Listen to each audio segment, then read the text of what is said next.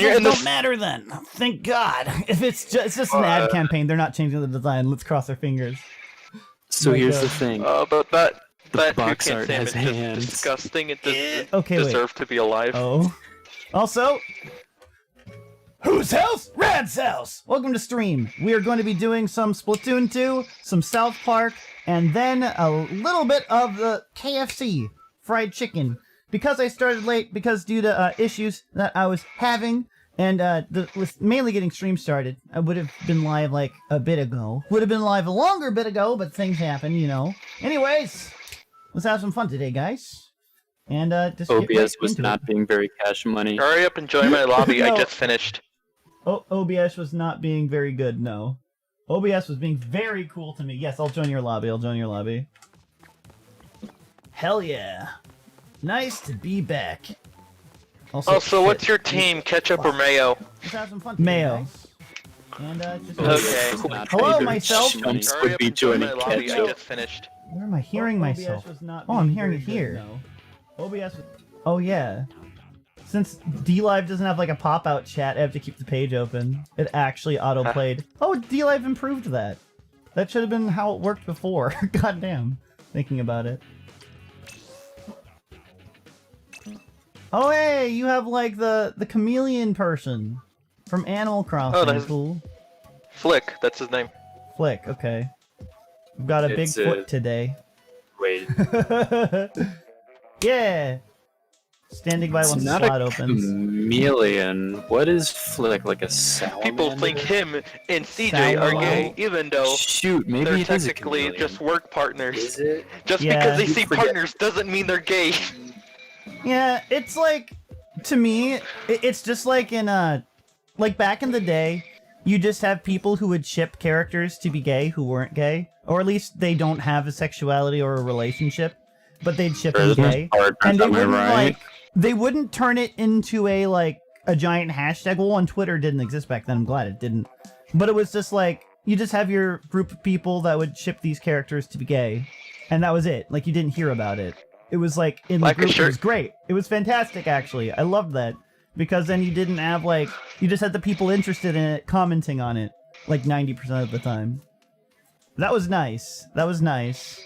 But Twitter's kind of a cesspool anyway, so. Oh boy.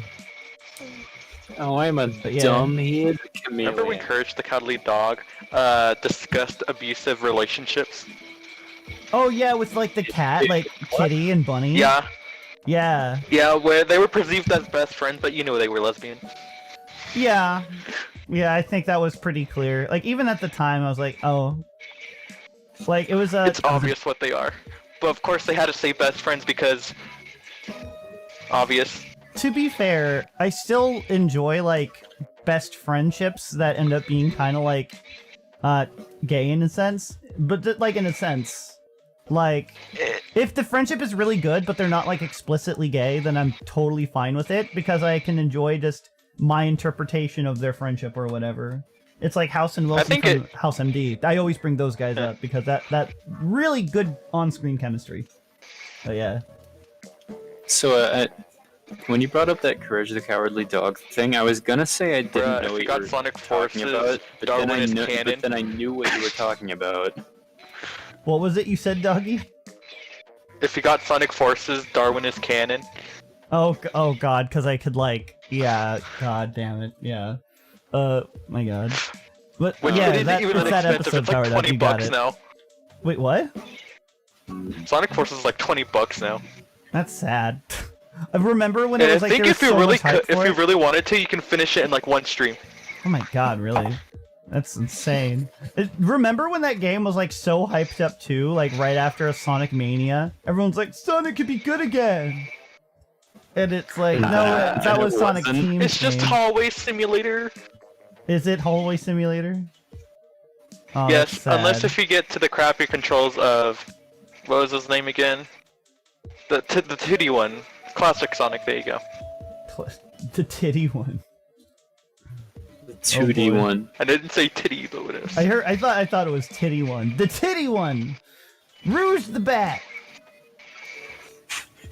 Yep, definitely. I just gotta love that in character design, Like, there's this one Netflix like show called The Willoughbys. I just love in character design when like a character's supposed to be loving and like warm embrace, and also a girl, like they have to be designed with hearts. Like, I don't know. I feel like that kind of design is kind of like cliche right now, but it's like just before it's super cliche. I don't know. That's just me. Designing characters with hearts. Not a terrible thing to do. I just think it's like obvious. Look, Bad Darwin in the game now. Yep, Bad Darwin. The Crash Team Racing. Yeah. So I finally figured out. Finally finished an anime, which is really good. Nice. It's called BNA, Brand New Animal. Yeah, I've seen a lot of screenshots of that, and it's such a good-looking anime. Yeah, I don't like the main characters like this design. Like as a person design, looks good, looks great, colors look great. But as like an animal design, it's the kind of thing that bothers me. But then again, the main character's a girl, right? Yeah. Okay, then that's like it makes sense for that character because girl animal characters or human animal characters look better with smaller snouts. But so it's like I guess but not that's like non-existent anime thing, and that's like always meh to me. Also, if this is a spoiler in the show, there's like a baseball episode, which it's not really an important episode, but there's a baseball episode, and you met this one Tuniki little girl. Yeah. Or I think they're both the same age, but she looks like Tom Nook, exactly, but female version. A female Tom Nook, nice.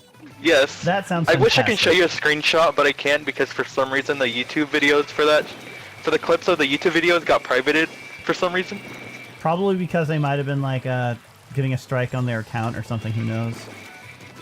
Oh no, it was an official clips thing. Oh, I mean, they could officially show the clips. Even official people can like get I don't know, striked and stuff. And if they get striked for like, oh, you have copyrighted content, and it's their content, like that happens. Bruh. Like the YouTube system really sucks. Like it really sucks. Like, you know, I can think of an example of that. I feel like if the Game Grumps were to play, like, Starbomb music, they'd probably get struck basically by themselves. Well, you just got teamed up by the whole team there. Probably, yeah. Are you saying, like, if they use their music in the background of their, like, gameplay? I don't know, just like in general. Something? What I noticed is, like, the Game Grumps, like, after their first year, they really turned the volume down of every single game that they played. It was kind of sad. Bye, Darwin. Oh, you're on the other team. Goddamn. I killed you, like, one time before. Yeah. It sucks because sometimes I feel when, like, the controller slows me down. It's not terrible, but, like, just some, it just feels like I should not be this slow, you know? It's just what it feels like. Oh, you know what? I have the wrong gear. No wonder I'm sucking right now. My strategy is bad right now because I don't have the right gear. I don't have my sub saver. No wonder. Oh. Speaking of bad controllers, I'm not gonna lie, my Inkling looks completely stupid, and that's only because not Inkling, Octoling, because somebody would probably complain about that. Looks stupid right now because of my gear. Complain about what? Like, I mean, if it's in the game and you're able to customize your character that way, I don't see how anyone can complain. Splatoon is going to be very careful about what they put in there. They removed the Indian headdress, like, gear. Because, like, they were afraid that people would complain. But then in Animal Crossing, they put in, like, Spanish dress. Is there? I mean, Animal Crossing can probably get away with it. Probably, because they have, like, other gears that would, like, supplement that. Or did people actually complain about that, and that's how you know about it? People were complaining that Mario had a Mexican hat in Odyssey. Mario? I'm not joking about that. Yeah. But, I mean, those are all based off of, like, stuff back in the day. Like, those are actually based on, like, art. Like, Mario art. Like, there was... Like, no, it was in Mario Odyssey. Yes, but those costumes are based off of Mario art from back in the day. Those designs are taken from other earlier Mario promotional art and material. When was the last time you saw Mario shirtless with some shorts? No, some of the designs are new, but some of the designs are from older school Mario promotional art. So yeah, it's just stuff that has just kind of existed for a while that they just sort of decided to bring back, you know? Like, oh, now I can. Oh fuck! I should have changed my gear. God damn it. My gear is better for something else. Shit. I think my... Darwin. What? My left Joy-Con has, like, crazy drifting. Hey. Doggy, do you want to do, yes. League? Because it's just... Leggy, yes. Please, sure, why not? Let's do League after this, because... Yeah. Turf War is fine, but Since it's the rank more mode like... right now is Clan Blitz, that means that League is automatically not going to be that. Yep. I would have said no if it was Clan Blitz. Yeah. Unless if we had 4 people, then I would say yes. Mm-hmm. Good news, the sniper's good. You got the sniper? No, I'm saying they're good. Like they know how to use the weapon and not aim terribly. Well, yeah. It's Turf War, so where are the X-ranked players gonna go? To X rank? Duh. No, I mean, X-ranked people just go in League and shit, right? No, those are competitive players. Oh, really? Yeah, the people that are formed like teams and stuff, that's where they usually go. Oh, okay. I used to be one. Nice. Hey, Oscar! Welcome. Nice to see you. Yeah, we're doing Splatoon right now. Gio's laggy as F. Doggy is on my team. Okay, I was curious about that. How are you doing, Oscar? Have you ever seen Splatoon, by the way? It's one of my favorite games to, like, relax in. Oh, this person's, like, camping our side, I think. Bro, you say relaxing, I say stressful. It's relaxing to me. I love this kind of thing. Yes, hello, Oscar. I see what you're doing. You know what I'm doing? And might as well just jump towards you. Like nobody's over there right now. No, there's someone here. Okay, got him. Nobody else is over there? Yeah.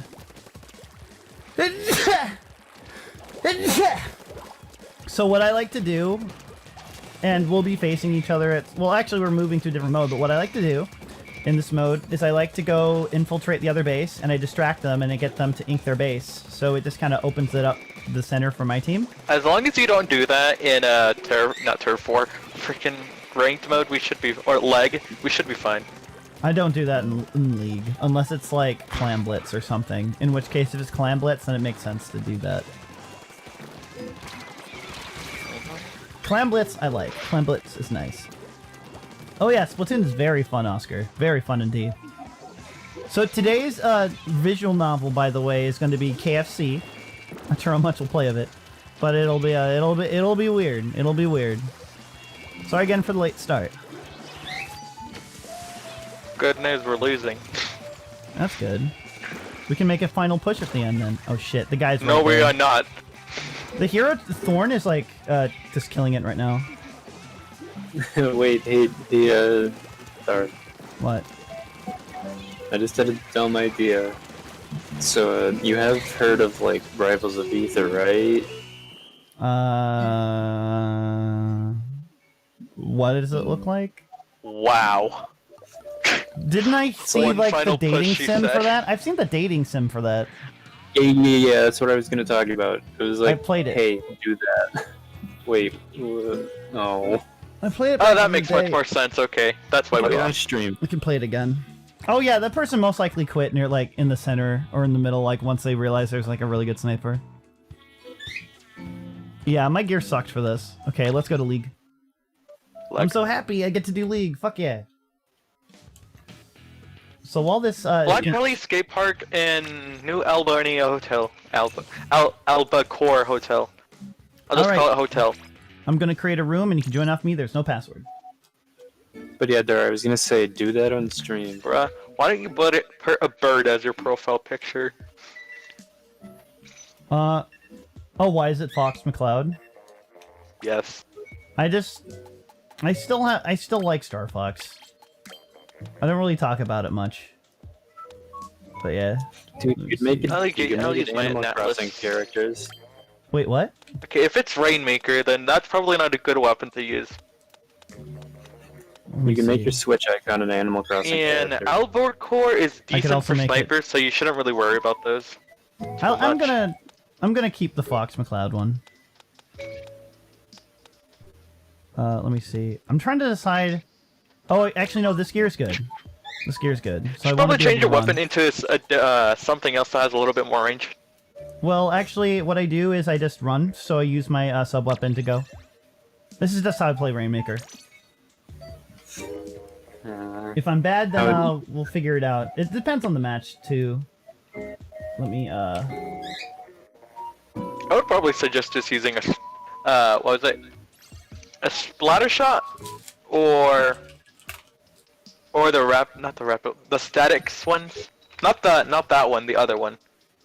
static ones. There we go. We got it. Just updated the game title on the YouTubes.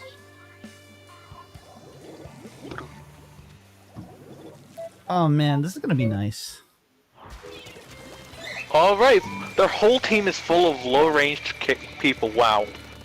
Okay, we at least have 2 medium ranges.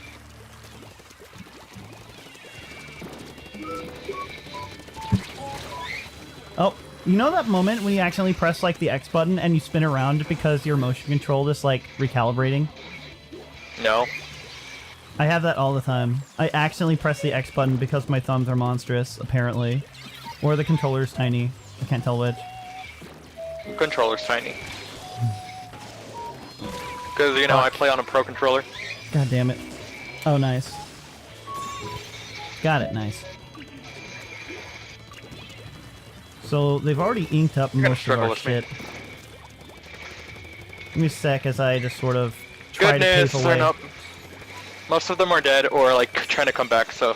Alright, so I'm just gonna be inking up this place to be... 2 guys That's on the right. I'm at left. Up. Damn it. Couldn't turn around in time. Yeah, it's just in the center. People reset it, I guess. Alright. I'll at least try and keep, like, the center area, like, clean of the stupid green. Oh, shit! God damn it, drift. I was trying to make a little jump over the water, but he just didn't go the direction I wanted.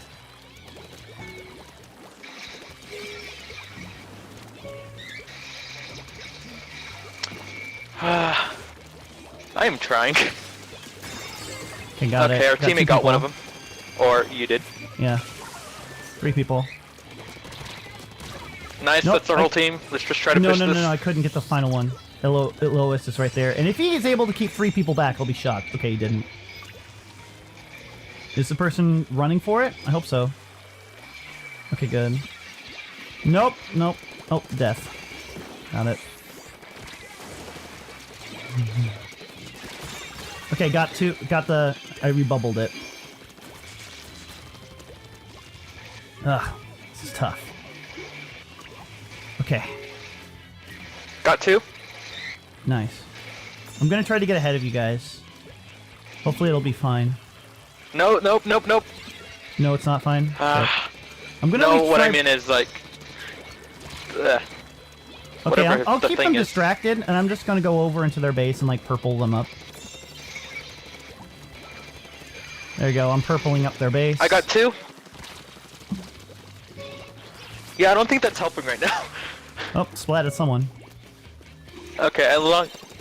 Well, the you thing can just is, be our it's distraction, a I guess, long... right yes, now. exactly, that's what that's what I'm trying to do. They got me, but hopefully that was So we enough can time. get to on longer... See, look. See, It's- that's very good. It's just ink brush right here. That really sucks. That really sucks, by the way. Like, you make a long distance walk, but it just does not give you the distance you need. Should I continue to be a distraction? No, try to get this Rainmaker. Okay. I'll help get the Rainmaker, and then I'll be I'll be distraction. I'm gonna go this way. It'd be much safer if you did this. No, don't do that. Okay. Alrighty. Would have been much more safer if you just went Shit, the way one that I person did. got rid of the one person. Damn it. Oh, that sucks. I'll go to you, doggy. Oh, nope, that was definitely not a good... Okay, it was a good idea. He's gonna be coming after you, the ink brush. Okay. Oh no, somebody's already at our base. Yeah, I know. They're basically almost there. Good job. Got him. Good job.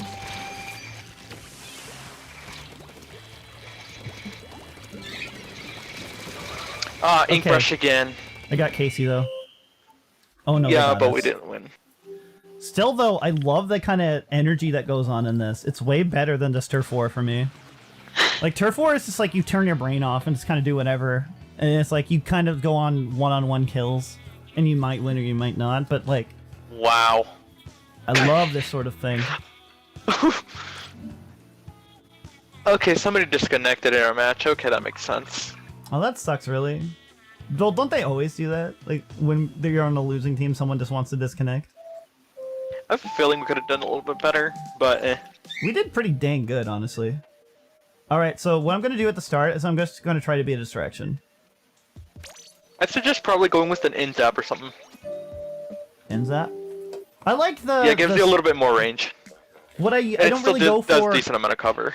I don't really go for kills, I just go for, like, I go for the sub-weapon. It'll help give me, like, distance. That's what I enjoy.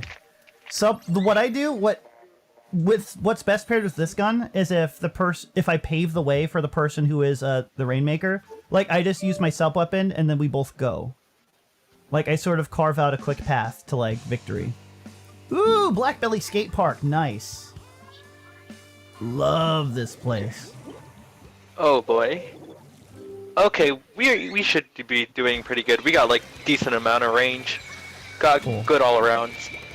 Cool, cool.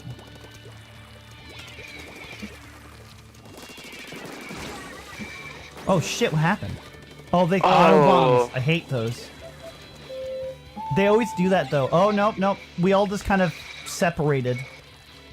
Yeah, and there's only one guy left, which it's not even it's not even. Fuck. Ah, fuck, my controller didn't work. God damn it. Got him though. I tried to press like the L button, but he didn't press it, and he just kind of jumped like an idiot. Don't pop it.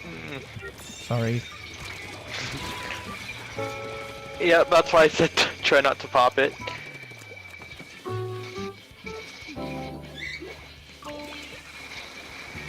Alright, I'll try and get ahead of it. That's why. Okay, there is gonna be a crap ton of missiles. Fuck, my controller's not Okay, I working, shouldn't be fuck, worried my about controller's not working, fuck, my controller didn't work, fuck. It's drifting like crazy. Okay, hopefully that might work. God, I don't know. Meryl told me to smack it. That's all I know. I mean, didn't Max say to beat it with a hammer? Or am I crazy? We're just gonna get He says spammed with to a do crap everything. ton of. One thing I like to do is in moments like this, I just like run up to it and rebubble it. Because people just like to wait too long, and so it's just like, yeah, why not? Just go for it. Alright, hopefully you guys can just follow me. First, we need to pop this. I'm still gonna run for I'll it. take it. And I'm gonna follow the Japanese guy over here. Alright, so... I guess that was enough of a distraction? Nope, nope, nope, nope. Don't jump towards me. Yeah, I usually like try not to jump when in the calm of the moment because it just doesn't seem like a good idea. I'm gonna try approaching them from behind.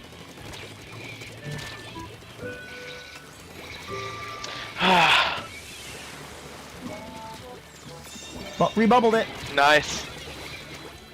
So I'm at least pausing it there as everyone else sort of gathers their strength. Okay, cool. That's why I like rebubbling things. Although it really just synced up well and wasn't really much of a strategy. I have a feeling somebody's gonna head right behind. I'm taking care of it. Okay. Gotcha.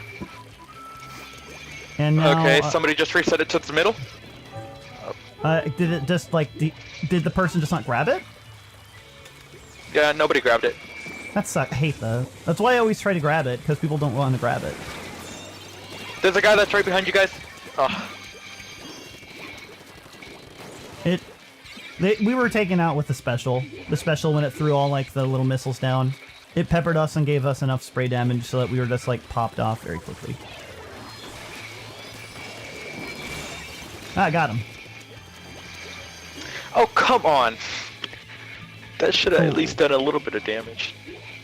Very happy about that. I'm gonna see if there's any wall coverage around here that I need to get rid of.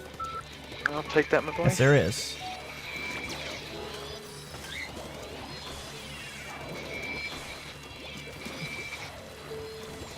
No, somebody lead the way.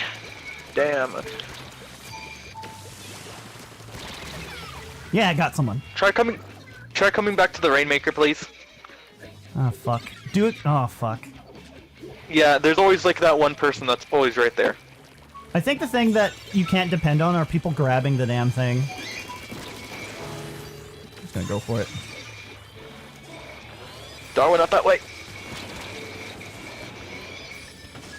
I always like throwing. There's still a guy chasing you.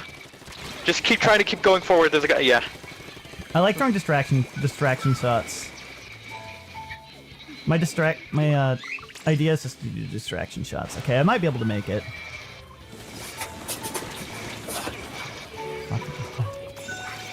Awesome. Rebubbled it. Nice. So if we can make one final push, we can be good. If you guys just need to pop it and grab it. No, you Nobody couldn't could have pop it? popped it. No. You couldn't get close? There was... No, we were all close. It's just that it didn't pop in time.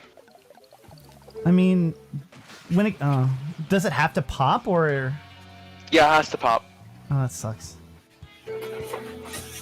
That really sucks.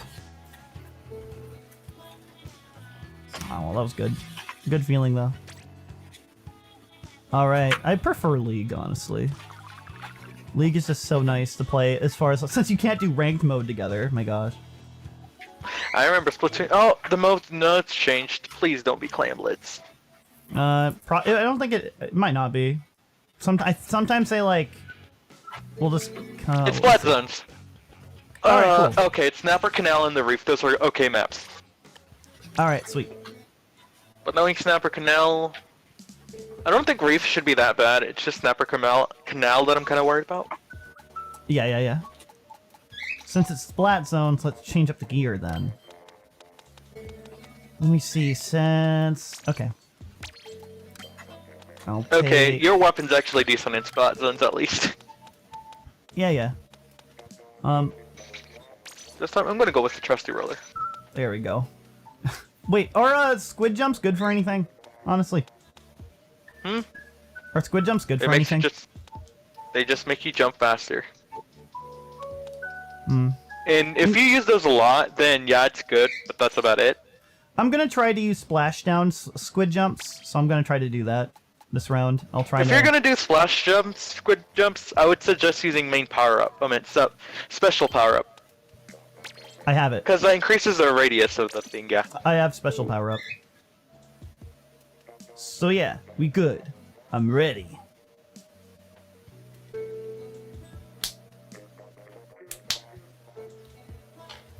I like that Power Dog just plays very nice, sweet music. What music? I hear Animal Crossing music. It's very quiet right now, though. It's like barely there. But it's just enough for me to hear it. I don't hear it at all. Oh, you probably have him turned down, like, just enough for you not...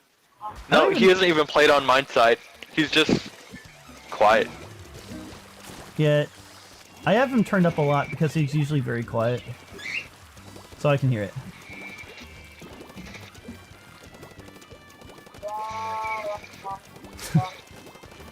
Okay. Ah, There's a guy that went Hey, Power behind Dog, us and if you're then killed here, us all. could you turn up the volume on that just a tiny bit?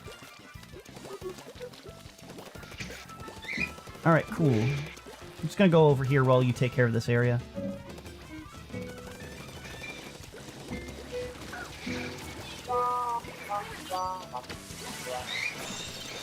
Nice. Alright, cool. In control.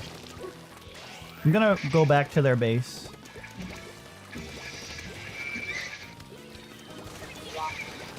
Got one. Got two. Nice, you got the third. Yep, there's still one more. 3 of them are dead. At least. So that's Yeah. at least like 2/3 of their team dead. Yeah. Or most of their team. Alright, let's see if they can make a giant comeback or not. Gonna put beacons down? Womp, womp, womp, womp. Nope. I just kind of ran, Okay, there's a guy that's trying to head. I just kind of ran at Into the our base. person, that was my problem.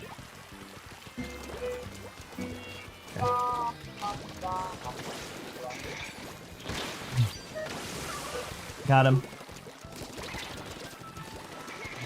Got one. Shit. Okay, we got his sorry, base Fish. back. Uh-oh.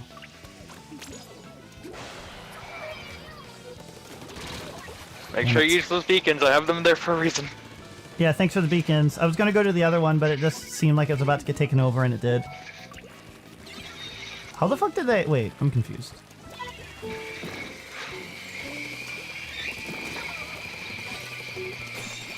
Okay, cool. I didn't think we'd get that. Sweet. As long as we can get like higher than them, we should be fine. Yeah. Ah, fuck. Okay, I'm gonna go behind. Hopefully, I'll be fine. Damn it. They came from behind.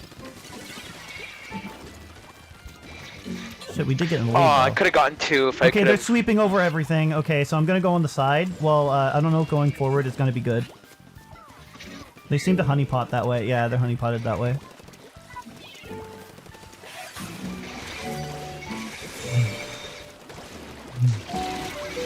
Shit. Oh, damn it. There's so many of them. They lost control for only a split second. Holy shit, did you, like a god, place like... Oh fuck, they just saw it. Shit. I did my best there, but fuck. I was only able to get one of them. Well, you did a But good there's job only at least like getting one guy over there. Because one of our guys is right there right now. Okay. Okay, we can push this back. We can push this back. Fuck, fuck. I tried to jump out into the water. My bad. Be careful there, doggy. There's like 2 over there. I'm gonna have to go on the side because I just don't trust this. Go for it. You were able to get one at least, Shit, that... but that didn't really do anything. God damn it. I don't know if I would have even been able to save it if I was able to kill that last person. All they did was get splash damage. I couldn't even, like, hit them. It stinks. Tanish. A little bit more range. Oh, somebody left. Somebody left early. It was Tanish. Tanish was... The last time I saw Tanish like squid jumps to me and then just died, I guess. That sucks. And I guess they just rage quit, I don't know. You were supposed to protect me! Or they might have just had internet issues, who knows.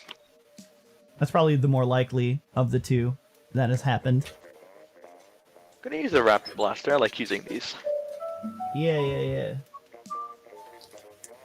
Let me see if I can up Power Dog myself. Animal Crossing music is like way too like quiet. Oh, I could turn it up. Oh, on my side, he's not playing at all. Like, I don't hear nothing. Because even if he should make a sound, it should at least say that he's making something, but he isn't on my side. Yeah. Okay, that's good, that's good. Can you not hear me at all? He just has you turned down, most likely. No, like, Damn it. even if he did make a sound, It should say something about it on Discord, but it doesn't. Did you mute me? But he can hear you right now, so I'm confused. Oh, can he? He was responding to you. It's too late to brain. Yeah. It is late. It always feels weird, like, being on the completely different coast and everyone's, like, 3 hours behind me or some shit. Yeah, it's like 10. It's probably like 7 for you. Oh my gosh. They wiped us. I'm gonna go There's over a guy from that's the like right there. Do not jump off. There's a guy right there. Yeah, don't worry. I don't like going through the front anymore because it sucks. I'm going through the side over here. Big stink. Somebody left early, probably. Probably. Yep, somebody... Nope. Got him. Fuck.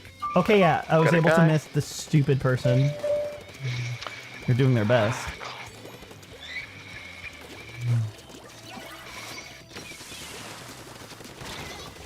Okay, I got one person. I was able to keep them back for a bit. I'm gonna try doing the same damn thing where I just stay in their base. Okay, got... 2 people are dead, but then... 2 people... Okay, distraction okay. point. Distraction. So, Distraction. What? there's something I'm noticing. Yeah? Naganuma wasn't involved with the second Sonic Rush game, like he was with the first. Because the second one, he's not crept, like, at all in the bits. Really? Why did I do that? So I guess he just didn't do that again. That sucks. Is the music not as good? Or did they realize... Well, if they realized it's music, they would have credited him. It's yeah, oh yeah. I'm very curious on what Sonic Rush is like now. I heard good things about Sonic Rush, but I had no idea what it was even about.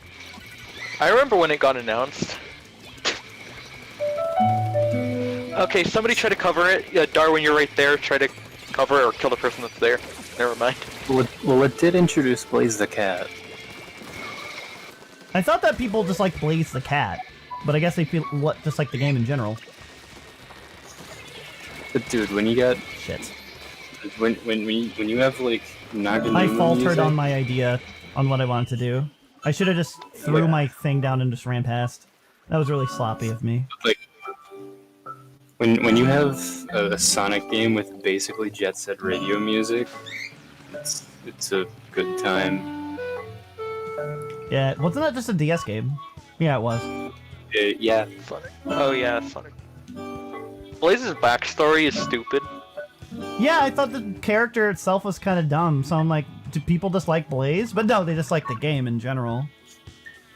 Didn't Sonic 06 completely? In that wreck game, she's from a different backstory? dimension, but then Sonic 06 is like, oh yeah, she's from like a different time. She's from the It's like, future. which one is it? Sega? They don't Which one care. is it? They don't Wait, it's care. like- Sega doesn't know what they're doing. Wait, Classic Sonic's that, but in reverse. Now apparently he's from a different dimension, even though he's just from the past. According Well- to Sonic Forces and only Sonic Forces. Oh yeah, that's a Sonic Forces though. It's kind of funny. Yeah, because like Tails was like, "Hey, you're that Sonic from another dimension." And Sonic it's Forces no, is a it's game the that past. exists and nobody wants to kill. Gay Got Gay Bowser, Gay and- Onda, and Red Gay Gem Soda. Gay Agenda. I only saw Gay Agenda and Gay Bowser. like, so long, Gay Bowser. Why? So why long, is that? Gay such- Bowser. Why is that such? We a... got Gay Bowser and Gay Yes. Agenda. Yep. Oh hey. All right. Oh. Yeah, we do. Oh, I didn't even. I wasn't even looking at the stream when you guys brought that up. Okay, we have to fight against 2 dynamos, which is gonna be really fun. Well, I ran out of stuff. I couldn't get away fast enough. All right. Yeah, so I took now a lot of damage from Dynamo. All right, now it's time to just go behind them so that they just stop Done. defending themselves over there. Fuck. Gonna go with you right now. I'm just gonna run away, and I'm just gonna have them chase me because fuck it. Alright. I'm just trying to make this play so that leave us the hell alone?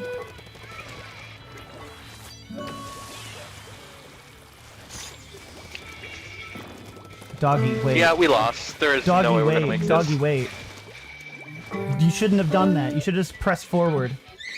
When I do that, just try to press forward instead. Because you'll be able to press forward when they just get distracted with me. And they did. Only one of them did though, which No, but eventually that's there not was really two helping there. out. No, but by the time that you spawned in, there was two there. That's what I'm saying. Eh. Like, just press forward. Just do it. I'll have to clarify though next time because that was really my fault for not doing so. I thought you were just gonna press forward though. Like if you wanted to jump to me, there was a perfect spot, but I wasn't like in a good position to do that. Jesus. It is what it is.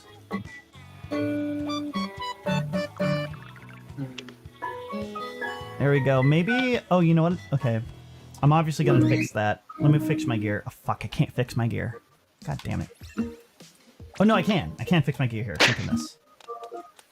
I thought I had to like change your gear and continue. Let me see. Oh, this use a one. spot Obviously, brush. this one. Juice Parka. Hell yeah. I love my Juice Parka. Perfect. You know, I find it kind of weird that these things have like different music when they're just a tent I'm not sure what you mean. in Animal Crossing. I haven't played that. I haven't played that. So I've got no I idea. still hear nothing from Power Dog. Were you able to turn off his normal music program? That's what it sounds like. You hear him talking, right? No. Oh, you muted him then. No, he's not muted. Could you right-click him and then see what his volume is at? I'm not on computer. I'm mobile. How is it? Can you long press him? You have to be I able don't to know. change the volume on people. He's just Yeah, for some reason I just cannot hear him at all. You probably changed his volume somehow. That's what I'm thinking. There Or is the no way default since just I really know low? I haven't touched him at all. I don't know. Maybe it was like a default and it's like fucked up. Why are there two of you there? There we go. That's weird though.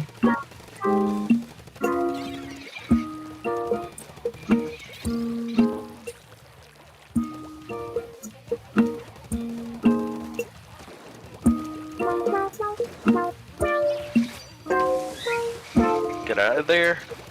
Yep. Oh, they're trying to fucking get me right now. Yeah, they tried to get me and then they fucking lost it. Good job. Whoa, what the fuck? What the fuck? That person was like in the ground there. If I just kept pressing, I would have been able to get them. Oh, Come are on, get you- him, get him, get him, get him, get him, get him, me. Oh, yeah, GG. I'm gonna hope this dynamo isn't dead. Of course, he was right behind me, not the way that I thought he was gonna be. Damn it. I tried to just run in and out. Was not quick enough to run in and out. What the hell? Ah, there's three of them there at our base. It's fine. That's not going to be loud enough to, like, hurt ears. I have it so that they can't, anyway. I can't hear him at all. I don't know how it did that. I would have to look up the mobile error for that. Because I'm pretty sure all you do on mobile is, like, long press, and it'll probably give you the same options as desktop Discord.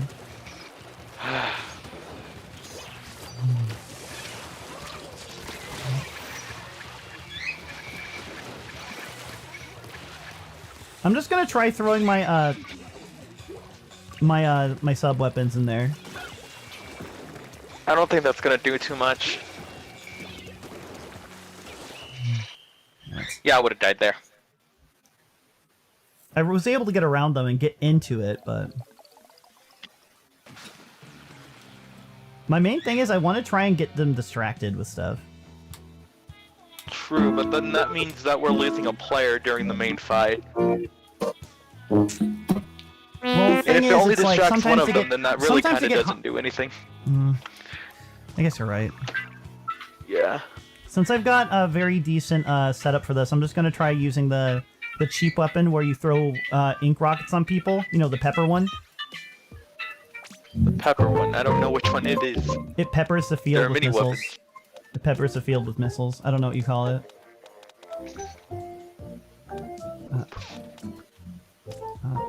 Main, sub, special. Here we go. Okay. Neo sploosh? I don't know if I want that. I'm gonna use the Neo. Octoshot. I'll go for NZAP. Zep's a good weapon to use. Got decent amount of range. And plus, since it's a fast shooting weapon, no matter what, you'll instantly kill somebody if you try to aim at them. Yeah, Meryl hates this weapon. Meryl also hates... Oh, what do you call it? It's one of the dually weapons. I forget which one's called. Clear. Mode splat zones. Hell yeah. Just got done from Valorant. Speaking of Meryl, Hey, Meryl? is the clear Hell! dualies are the ones that you I hate? summoned you. Yeah, Hell, I hate nice to see you. Dualies. See, yeah, that's what I thought. It's one of Yeah. the. Is it just Clear dualies are in general? cancer. or you got the Nintendo Zapper No, equipped? dualies in general are not too bad to deal with. It's just the And clear Zaps ones are so also damn really annoying. bad. Inzeps aren't Yeah. that bad. We just won a round of Valorant with like legit the worst player I've ever seen. Wait, in what? Valorant. Oh, you were playing that? That game is Yeah. like it's gonna be nice right now, but I can tell it's gonna get really cancer, like later, because they always do. Oh, we but found the now most it's nice. toxic dude earlier while we were playing. Oh God, really? There's not enough I got of them killed though. by random with like the bombs that he beta threw keys. down. The dude started calling us all like Fortnite kids, and I just started provoking him even further, and it was hilarious to watch what he did. Started amazing. talking about its Twitch channel, which only had 12 followers, and they're like, yeah, dude, not every stream gets 100 viewers, bro. Oh gosh, Yeah, you look at Darwin. dear God. Yeah. Hey, Darwin gets around 10 viewers each stream. Honestly, so, it's like with what I do, since I don't play a game like the same game every day, it's like 10 viewers is actually a lot. Just like around that area. I had like 12 the other day. Or, The- yeah, it was the other day. I was That- streaming Pokemon. That's nice.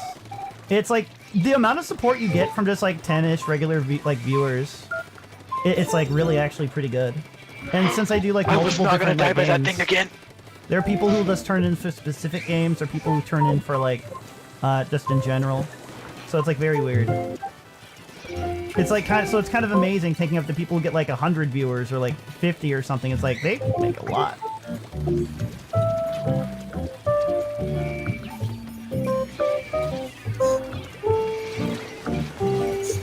Let's That's hella confusing, switch though. it up a bit. Oh, Okay, I was able to get away. Fuck. boom, That person's the worst. boom, boom. Yeah, jet set. Thank you. Okay, there's a guy on the bridge. He found a bunch of Naganumas samples earlier That's today. like really cool. Yeah. Hey Meryl, I don't know why, but I cannot hear Paradog at all. He's on I mobile. can hear him. You probably have him mute or something. I don't have him Mobile's muted been- or anything. Mobile's been absolutely broken as heck today. We don't know why. Maybe that's why. Probably. You know what's I've weird? left The it Discord join call multiple changed. times. Nothing. It plays Oh, like yeah, a the weird sound song. changed. It feels weird. Okay, we just have to keep this for a while, not too long. Boom, we got it. Nice. Yeah, NZAP is really nice. Sometimes you just have to get the cheap weapons, I guess. I still want to stick with weapons Index that are I not really that like. bad. Oh yeah. I'm playing X rank. Alright, so we'll get 3 of them.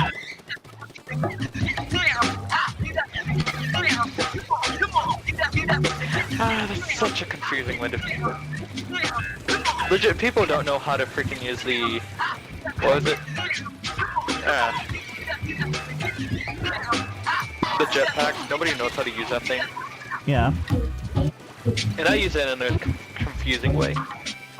I was really dumb for sticking in there for way too long. How's your night, Meryl? What? How's your night? I mean, it's been alright. Valorant was honestly pretty fun. It was a lot more fun than I expected it to be, at least. Yeah, like, I kind of felt the same way. I was really lucky when I first played it. It was unfortunately before stream, but I had some really sweet people. Like, they were so helpful and nice. Like, come on, dude, like, they were so supportive. It's like, come on, dude, you can do it, like, stuff like that. Like, you're gonna help get us to the win, and then we won, and it was really cool. And then you have people like Merle's people. No, my friends are actually pretty sick of the game. No, I They mean the help person me. that joined your match. Yeah. What do you mean the person that joined my match? The person you said was toxic. Oh, the toxic dude. There were like 2 of them on that team. Oh, wow. They both rage quit as well at the end. Oh, man, we had so many rage quitters on, like, the other team, it was sad. It's Oh, like we the other had, team basically had, like, 1 person left. I'm like, good on that person. That person should at least get points for, like, fucking sticking around. Not being a Whenever coward. we do that, we go to all chat and just tell them all to do classic only, so it's base pistol only, or knife fights. Oh, wow. I've never played, like, CSGO, so it's all new to me. I've never played it either, I just know some of the terminology and how the games work. Yeah. I'm honestly not as bad as I thought I would be at it. I amassed a total of like, I think 50-some kills today in my 5 matches. Alright, I basically sat in there until I was able to get, like... I got like 2 kills, but then like 3 of us are dead. I lost control. Nice. Oh my god. This is just a back and forth fight right now. Basically. I was able to throw my wet missiles out against 2 of them. Fuck. But not quite. I wasn't able to get enough of a hit. Ah! That sucks. That sucks. We couldn't keep Yeah, keep I it heard. back. We didn't have a good I heard enough, Power Dog. Oh, I can still hear you, Power Dog. I still can't. Maybe you'll hear him if you, like, leave the call and come back. Let me see. And he'll come back and there he is. Say Does something. Power Dog exist? He hasn't played his music yet. What's up, Power Dog? Do you hear the kaboom? No. Oh, you probably accidentally muted him or something. He's not muted at all. Long Probably press has his more icon on muted, mobile. definitely. See if There's it- no see if it reason comes why. up. He's not muted at all. Did you, like, are you able to long press it?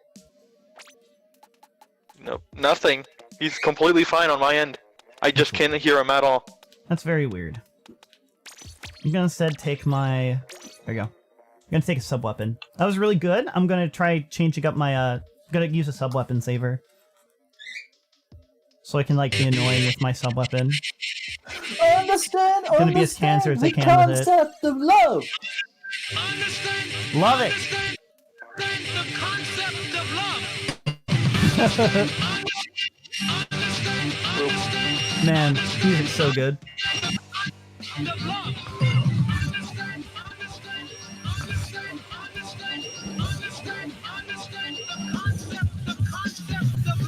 Oh, we're playing still. Okay. If I remember, mustard and ketchup did pretty good. What do you mean? Oh yeah, what team are you gonna be again, Merle? Mayo. Yay.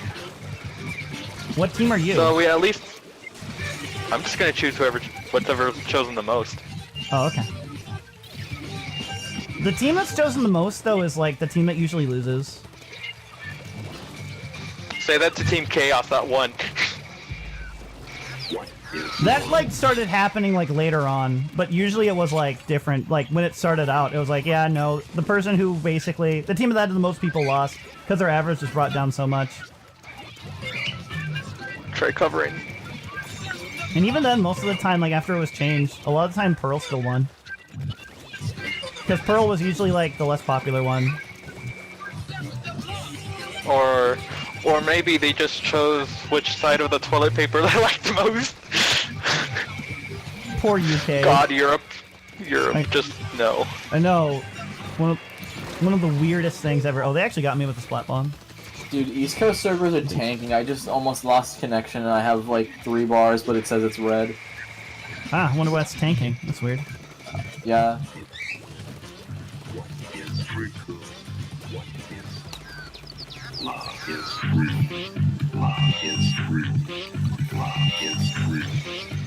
Alright. I was able to get my special like when they were all dead. Ready to kick some ass. Okay, just stay in the middle. As long as a bunch of us are grouped up, should be a little bit fine. Nope, never mind.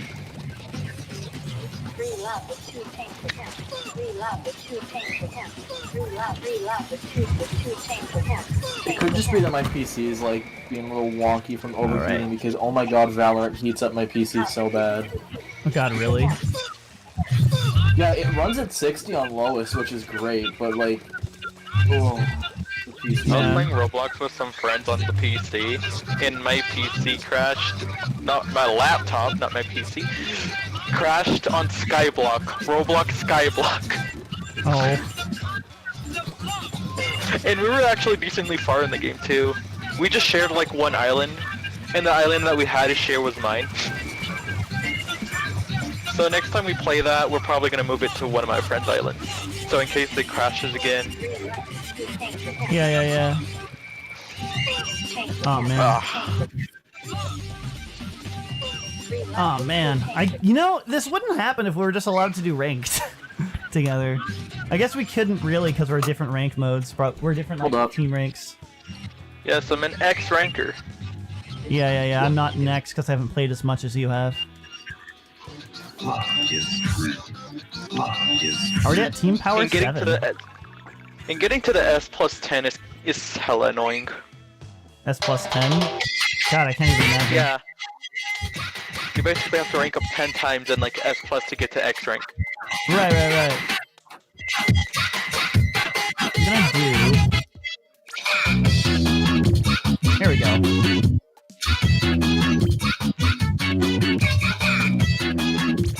There we go. Oh, I was stupid. I didn't use my sub-special power-up before. Oops. Well, let's see if we can actually get a win in this. I'll be excited.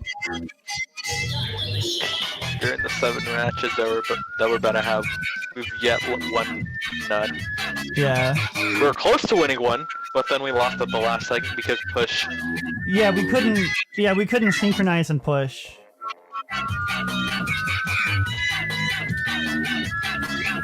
Shit, though. We're just waiting for someone to pair up with us right now. Are they all in, like, the same team? I mean, are they, like, together, like, in squad, I mean? Yeah, they're both like 2 people, each one of them. Box and incel. Lovely. Incest? No, incel.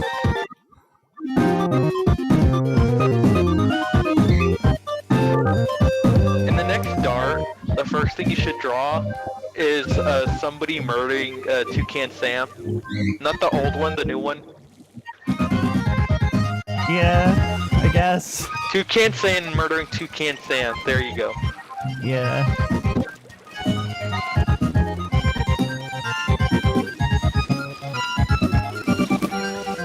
I'm gonna do stuff.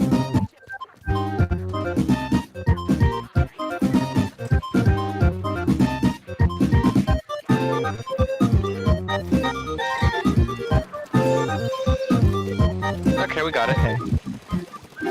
Alright. Got Cheeto.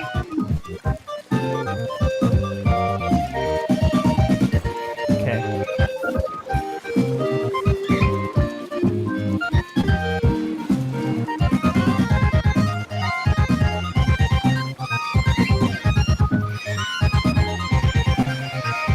Alright. I placed a sub like right at their base, by the way, if you're curious. I did my best That's not to leave a probably trail to it. So it's kind of You know, if... Okay. we're kind of doing fine. I like how this is the match where we're doing fine. What the hell?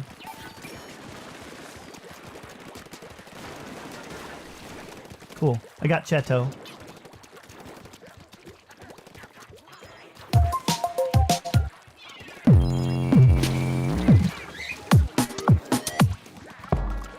Alright, I'm gonna go to the one that I have, like, right at their base.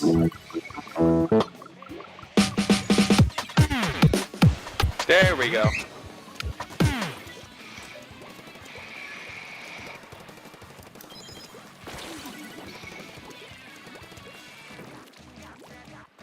Yeah, I have a ping of 25 ms, but outbound Shit. packet loss rate is like 20%. This is making 0 sense. Uh-oh. Shit, I've made a fucked up. I think Okay, thank Discord God. server is just Oh my having so God. many issues. Oh my God. The person they still haven't noticed like my my beacon over there. That's so shit. I Yeah, love even it. though all they have to do is just press the X button and they can see it. All I have to, yeah.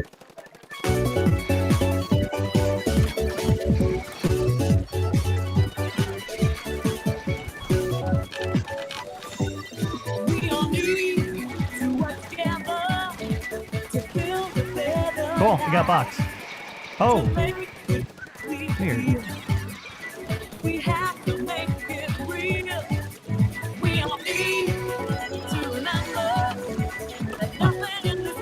Are pairs only paired up with pairs? Yeah. Yeah, I guess I'm not the only one having issues. Oh no, I know it's Sonic R, but I can barely tell because of how much it's cutting out from packet loss. Oh, that's weird.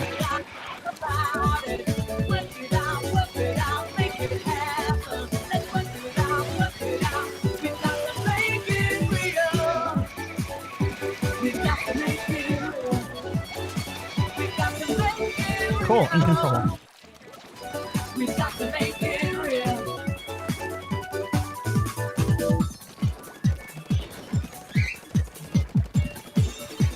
If we can hold this, we should be able to win this. Yeah.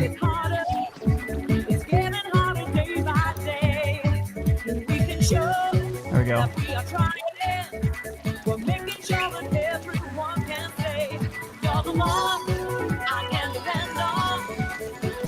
God, my thing is still over there. I want to know why someone finally jumped to it. Who jumped to it? It was I'm a actually. roller. Someone jumped to the beacon that's in like the danger zone. That's kind of funny. Work it out, think about it. Cool. Work it out. Work it out.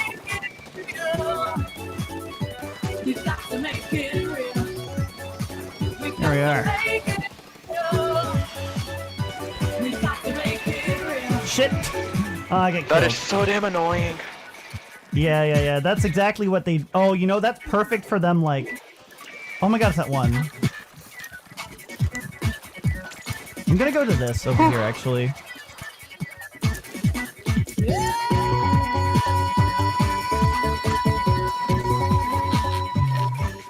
All right, I'm able to splash at them with my special. Let's see what happens.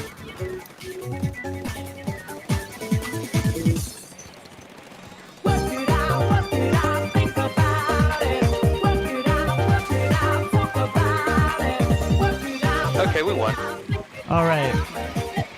Oh man, that beacon that was hidden right over there was so helpful, man. They did not And find it. legit, all they They had to did- do was just press the X button. They don't like looking there, man. They do not like looking there at all. I kind of want to try I one was more with pretty this gun. sus. Hey, I was useless for most of this, but it's completely fine. Wow. Damn. Our leak power is completely garbage. It'd be worse than what I've gotten before. It's 17,000 whatever. I I've forgot had what that was. 16,000 before. Yeah. Let's do it again. I'm very happy that I went with this. I like weapons where I can passively help out the other team, like with beacons. Those are really nice. Work it out. What is this? This is Sonic R, right? Yeah. Yes. Even though I can't hear it, I know it is because you guys.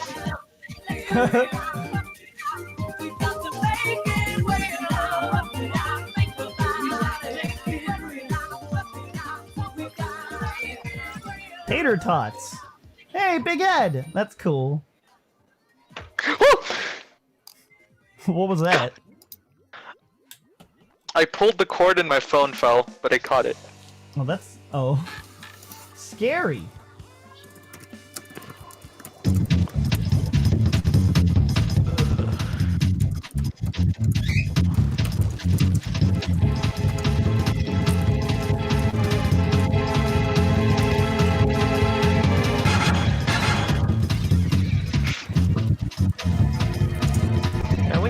at this map, so.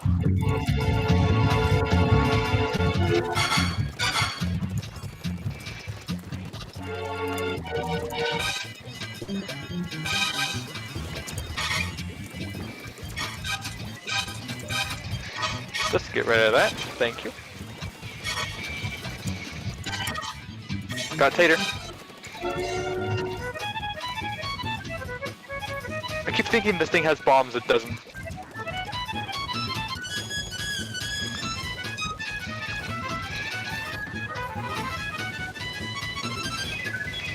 I seriously hate you for doing that.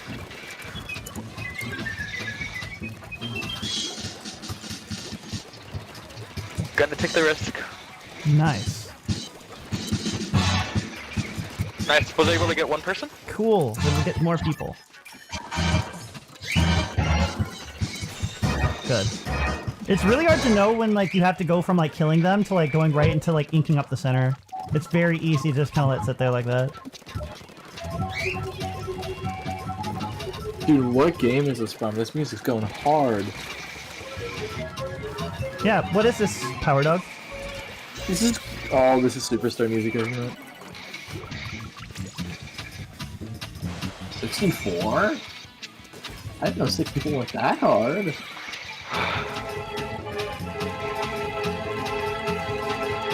I was about to say, it looks like they figured out beacons exist. No, they do not.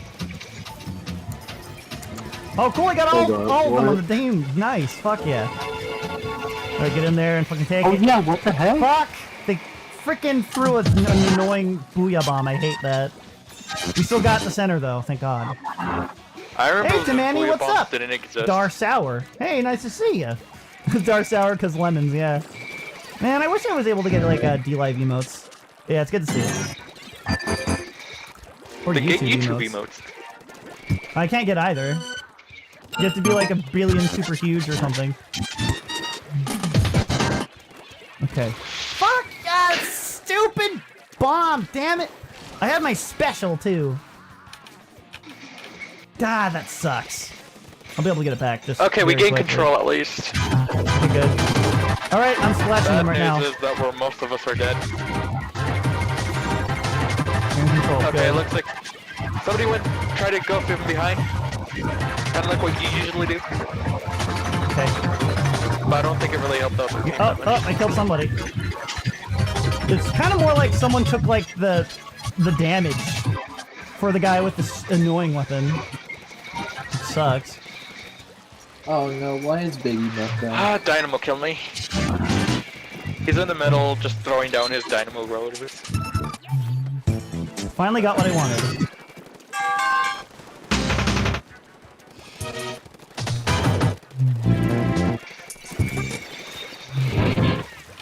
Finally Nice. in control. Oh my! Dynamo roller right behind you.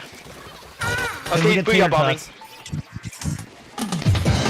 Okay. It's the Dynamo roller we gotta get rid of because he's the one that's doing the booyah bombs. Okay.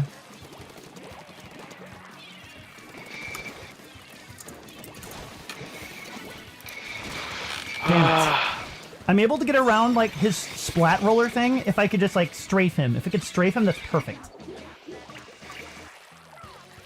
But hell, man, it sucks otherwise. Yo, wait, Kirby 64 and freaking Gourmet race? Let's go.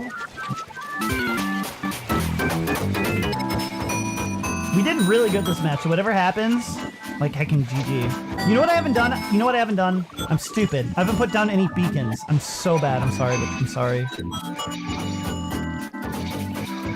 Ah, damn. If I had that, I would have so totally got it. Okay. Fuck. God damn it.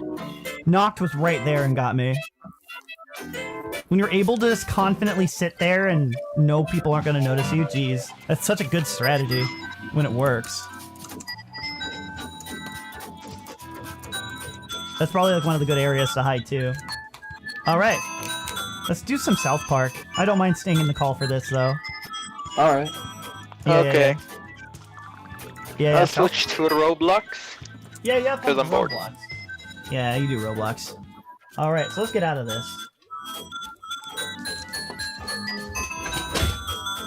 Oh, severe thunderstorm warning in Texas. I'm not gonna say where I live. What's up? Oh shit, let's turn down the volume. No, the volume's fine. How about you turn down Power Dog's volume? He's too loud for me right now. You can probably hear it through the mic. That no bastion of goodness and decency and against it. Uh-oh. It hurls through the universe toward its What the hell?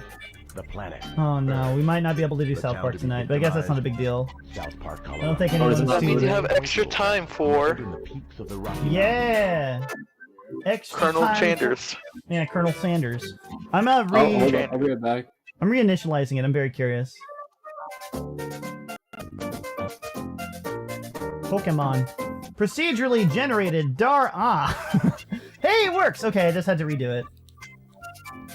Time for some weird South Park.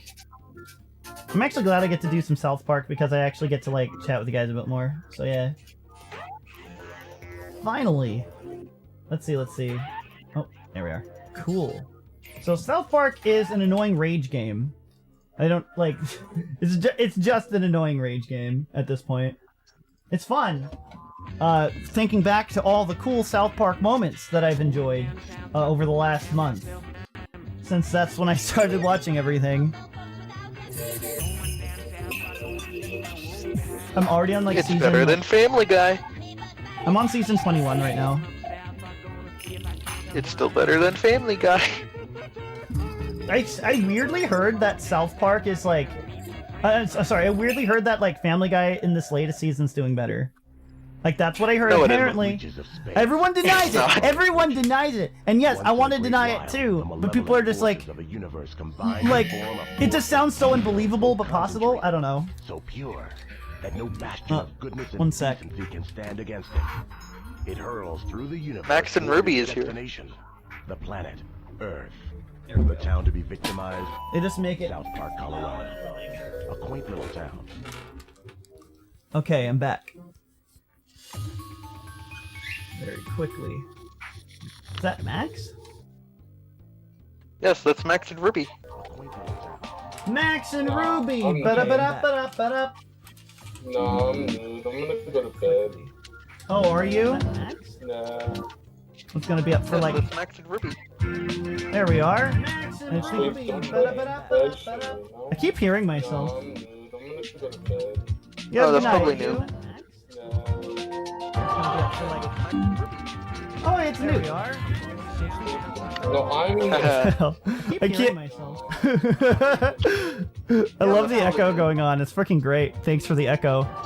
Echo. What echo? Echo. Echo. I'm hearing an echo. no, I'm How are you not hearing Oh, echoes? it's probably Power Dog. If I can't hear the echo, it's probably Power Dog. It's freaking great. Thanks for the echo. Well, that's weird because the echo is like it wasn't there before. I'm hearing an echo. Hey, Power Dog. Hearing Oh, it's echoes. probably Power Dog. Hey, Power Dog. If I can't hear the echo, it's probably Power Dog. It's freaking great. Thanks. Power Dog, are you the echo? The echo is like it wasn't there before. Let me see. I bet it might be. Hey, Power Dog. Oh shit, man. Power Dog. I'm going through Power Dog. emotions. What the fuck do you want, you cunts? Let me see.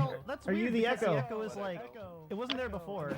Nope, no, no. It's definitely not Power Dog. Oh shit, man. Power Dog. I'm going through emotions. What the fuck do you want? Wow. Let me see. Are you the echo? It's no one. What the hell? No, no, no. It's definitely not Power Dog. If it's Oh shit, man. wait a second. How's Me? how is wow? Me? Is this? Gongaga. It's no one. What the hell?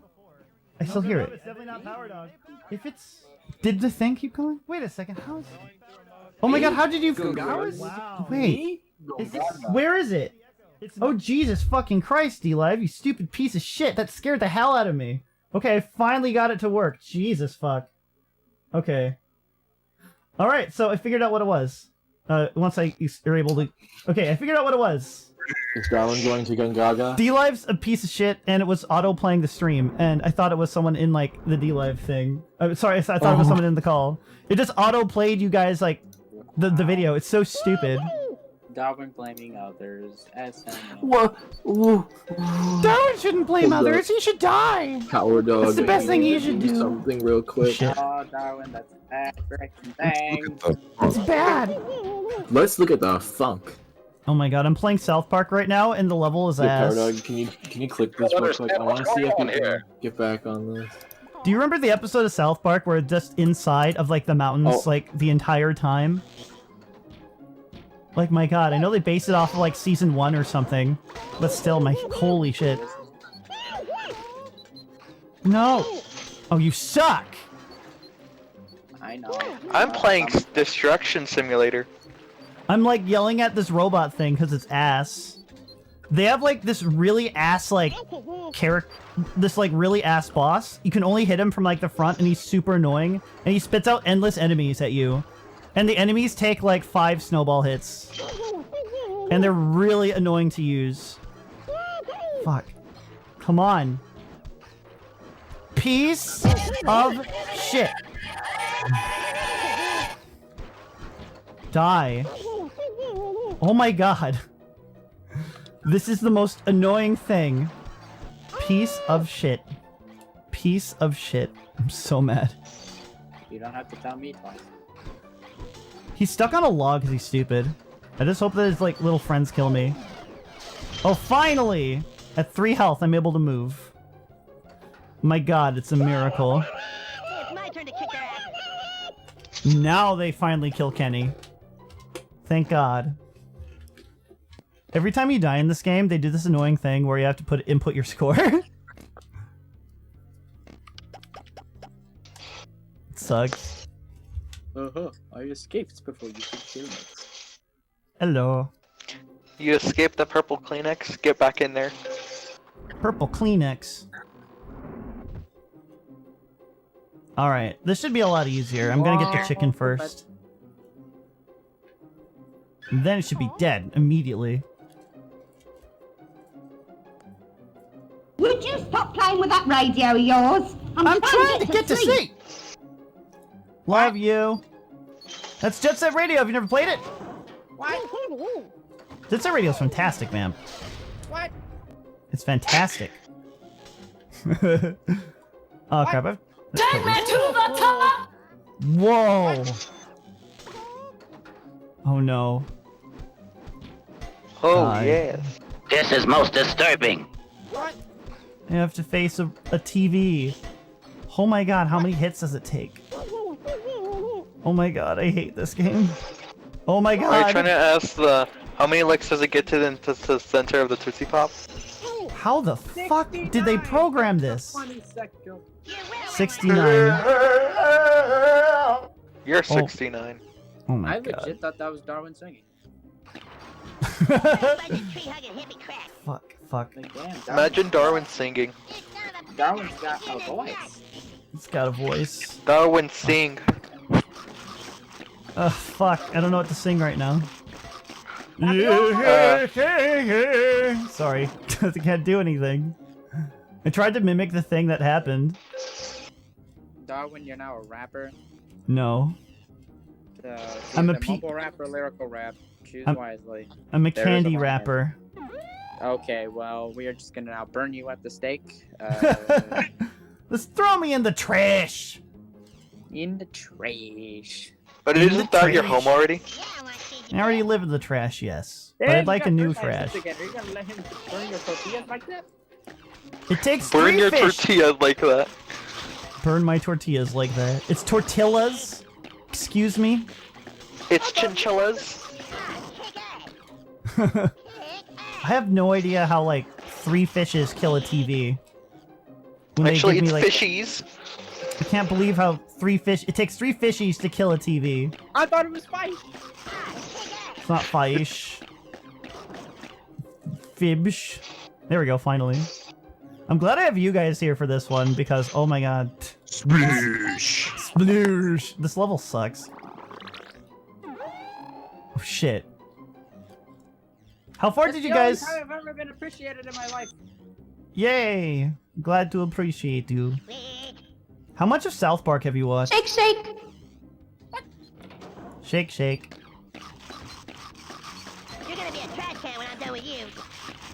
There we go, finally. Broken. Broken. Broken. Oh, good. Thank God, let's get out of here. Gotta love the Kirby music, man. Let me up Yeah, Vamps Kirby. volume. There we go. It should be Vamps. Unless it's not Vamps. Okay, there we go. There we go. Beats loud. Oh wait, Darwin's live on the P-Hub. Okay. Okay, got it. Yeah. Darwin has an OnlyFans account? No! Well, maybe. Nope. So I lost a lot of health trying to, like, adjust the volume there. Let me see. These guys are annoying. Can't even see it. I know it's there, though. I'm not saying I'm following Darwin, and that makes me upset. That's D-Live, weird. why do you like? D-Live Oh, is strange. I'm following this guy named Rad Dude, but not Darwin. Rad Dude, yeah. Oh fuck, oh fuck, Why oh the heck fuck. do I still see my comment from last D-Live stream? Because that's what D-Live is like. Okay, well, that's okay. It's, to be fair, it's nice because when people actually try... People are weird. They'll say something in the Twitch chat when I'm not there, and I'll only, like, maybe sometimes see it. Like, they'll ask me a question in the Twitch chat, and then it's like... yeah, that's perfect. And then it just kind of, like, I never get to see it. They think I get to see it, but I don't. It's like they Because tweet... they're blind. They think that the comment will be something I see, but I never do. So D-Live at least is nice in that point, but people don't use D-Live as much. I like using it, personally, just because I don't have to worry about things I say on it. Or things that happen. What the fuck? It's a flying goat! Oh my god! because you can say the N-word. No, not that. Look at the flying goat in the air! Beautiful! Oh, Alabama. Nintendo. How do you gay? I-G-G-H-T. What's that spell? I'm not sure, Max. How do you gay? Also, hello, Max. We don't say Nintendo in this chat, apparently. Great, you bastard! Oh, you know what was sad?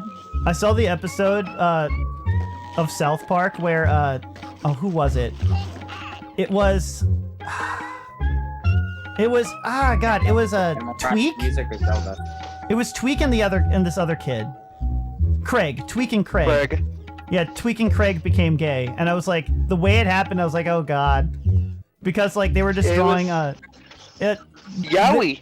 These kids were drawing, like, yaoi of them, and they just kind of gave up and started being gay. I was like, okay, but that's not how that works. But still, it was That's how it works, Darwin. I'm a master of the gay. I mean, I'm still very interested in what they do with their characters, if anything, but, I don't know, it was interesting. I was like, wait, it doesn't work like that. But yeah, no, Tweak and Craig, that was pretty funny. But yeah, I got all through season 20 seasons in like a month's time. It's very weird, because if you watch so much South Park in a row, like, for the first time ever watching South Park, it's like, everything flows together really well, but you go through a lot of references and a lot of years in the span of like 10 episodes, or like 20 or so. And it's so very strange, because it's just like, you're going through multiple decades, and it's just all kind of happening really fast. It's almost like time is really sped up in South Park, in a weird way. Like, 1 year is like 10 episodes. So it's strange. Yeah, 20 seasons, Vamp. 20 seasons. You're 20 seasons. Hold on, let me make sure. Oh my god, if I was. What is Darwin gonna be like in 20 seasons? Fuck. He's gonna be old and crusty. Old and crusty. He better be playing old and crusty games then. I swear to god if he's on the trendy list. Plays nothing but the trendy games. Gonna smack him. Plays Fortnite Battle Royale. Exclusively plays Fortnite Battle Royale in Season 20. Somebody buy Darwin the Battle Pass so then he's forced to play Fortnite. No. Someone almost did.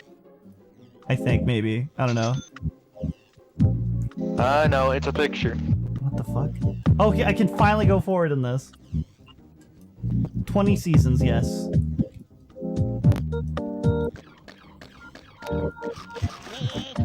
Sweet! But yeah. Gosh. Oh, shit. It's kind of sad. Like, it's only in, like, these, last 2 seasons, like 18, 19, and 20, where South Park really started to change. Where it was, like, some characters they were actually acknowledging as being obsolete or something, which is just odd. Because in the past, Like when the they would... principal. Yeah, the principal just kind of vanished. But it was like... that. I don't know, like, season 18 was like when they started to really go in hard on, like, continuity. But then 19 is when they straight up just started, like, doing, entire season story arcs. Which, I mean, from what I can tell, season 19's entire story arc was good. And, 20's. I'm trying to remember everything that happened in 20. 20's story arc was, like, alright? I don't know. It existed. It existed, yes. It's like, I loved season 18, like, season 19 was good.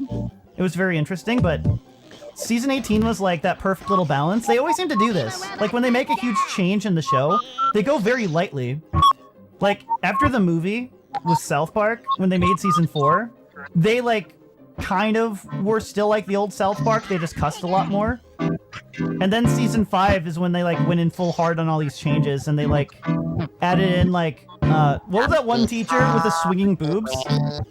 Hang on, let me turn that down a bit. I know who it is, I don't know what her name is. Yeah. She had, like, a really stupid name. And it was, like...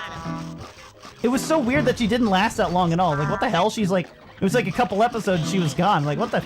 I remember everyone, like, talking about her when she was, like, brand new. Also, Mr. Garrison is, like, president for some reason. Oh, yeah. It's like, what South Park does, I noticed, since they don't want to get sued, is that they, like, make, they have either characters stand in for other characters, but at the same time, it's like, the reason why season 19 works so well is because Garrison was already really crazy. Like, watching him several seasons in a row is like, I don't know, it just kind of makes sense. It's just kind of funny watching Garrison be the president. But it's like, season 20 was, interesting. I'm trying to remember, I think I might be still in season 20. I don't remember. Honestly, I was really tired when I watched the last few episodes, so I probably just don't remember. Shit. Mr. Garrison's whole arc. I love Mr. Garrison as a character. He makes it a lot, like, when... Okay, here's the thing about, like, South Park references in general.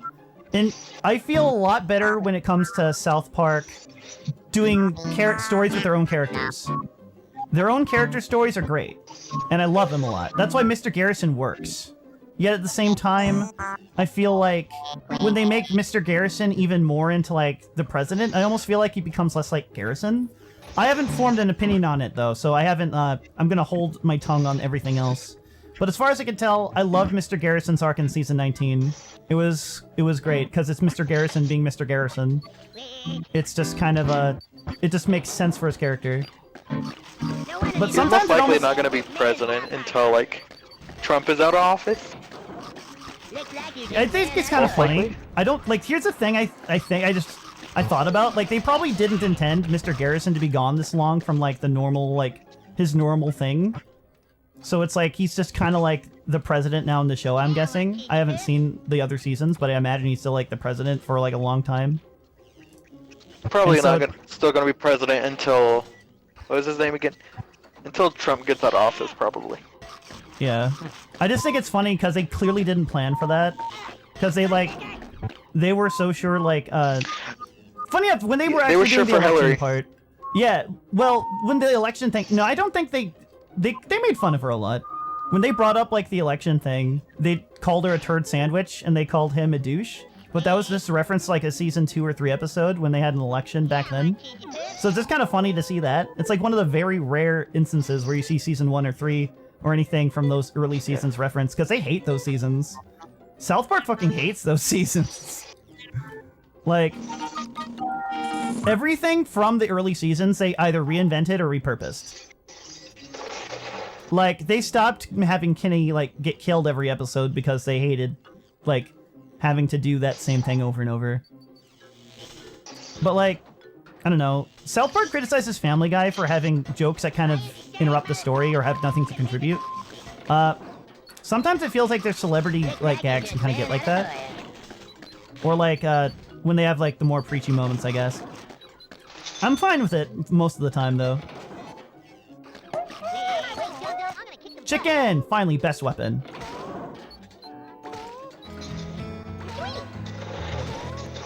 Okay, let's see if I can kill you. There we go, got it. Damn it. Oh man, they almost killed me. That sucks.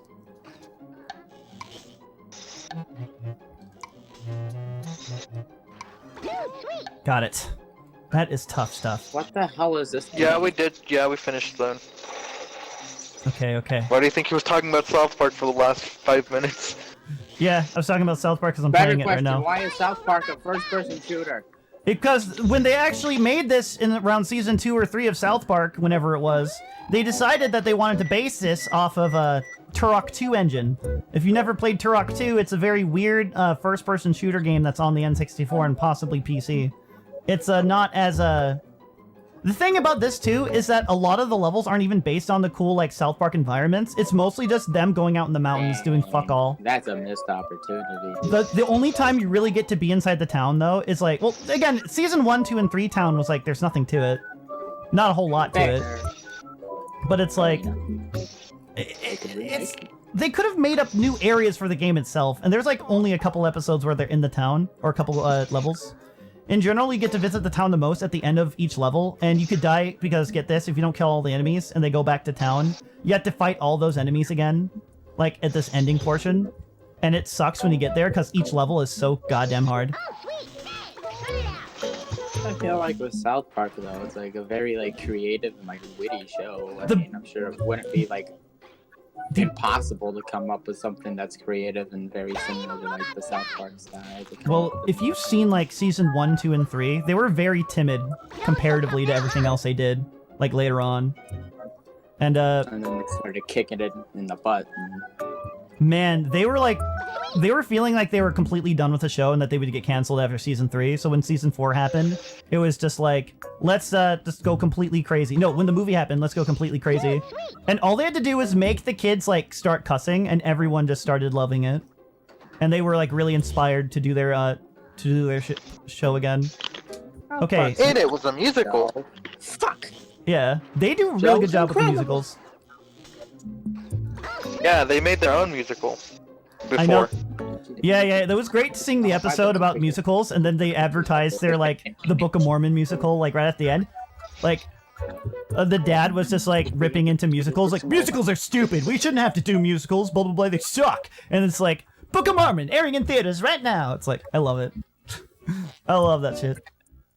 Oh, hey, got Mr. Garrison in the multiplayer mode! And the code is Dorothy's friend. I don't know why. Dorothy. Dorothy doesn't exist. Oh, another thing I've noticed is, like, if it's a character that they get rid of but they love, in a way, like, they will actually have the character die. Like, Chef died, like, immensely, but, like, Pip also... You guys probably don't remember Pip. He was, like... I do. You do? He was, like, he was, like, pre-Butter Butters, except he was pointedly only about British stuff. So it's like, Butters came in, did his job way better, because Pip would be sad, but Butters would be, like, really happy and would go along with what anyone says. So he's a lot more fun, and he would... Like, with Pip, the joke would die, kind of, because he'd just be kind of sad and depressed. And you don't want to have, like, the jokes be actually mean, in a sense. So you want Butters there to actually liven the joke up and actually add to it. And Pip was just, like, I don't know. They couldn't reinvent him, I guess, because Butters was there. It's just kind of unfortunate. So they killed him off in episode 200, and it was kind of, it was cool. I swear his voice actor must be shared with somebody else on the cast, like maybe Butters or something. And I want to find out, like, who does, like, Pip's voice, and if they're still on South Park. Well, there is this wonderful machine I know called Google, or Bing, or Yahoo, or DuckDuckGo. Exactly. I just haven't taken my time to look at it. But yeah, I have so much to say about South Park. I almost want to make a video on it. Or Firefox. But yeah, I'll probably have more to say on South Park when I'm done with the 3 seasons in like the next week or 2. But yeah, I don't know, it's really fun to like just see all the seasons in a row. Another weird thing about it, it's like you get to... I always experienced South Park like secondhand through everyone else talking about it. I'm glad I didn't watch it as a kid because I wouldn't have understood it. In fact, what I thought South Park was people being like completely mean-spirited and like making fun of each other. It is that to like a small degree, but definitely not to the degree I thought. Family Guy's like a lot more mean, in a sense. At least I'm pretty sure. Like, a lot of the people that they like make fun of in South Park are these celebrities. Like these really big shots. They don't really make fun of small people in South Park, I don't think. But yeah, just going through all those years and remembering all the people that would talk about South Park, like on the playground when people would talk about how funny Mr. Slave was, and like Mrs. Chokes on Dick. That was the teacher's name, by the way, Chokes on Dick.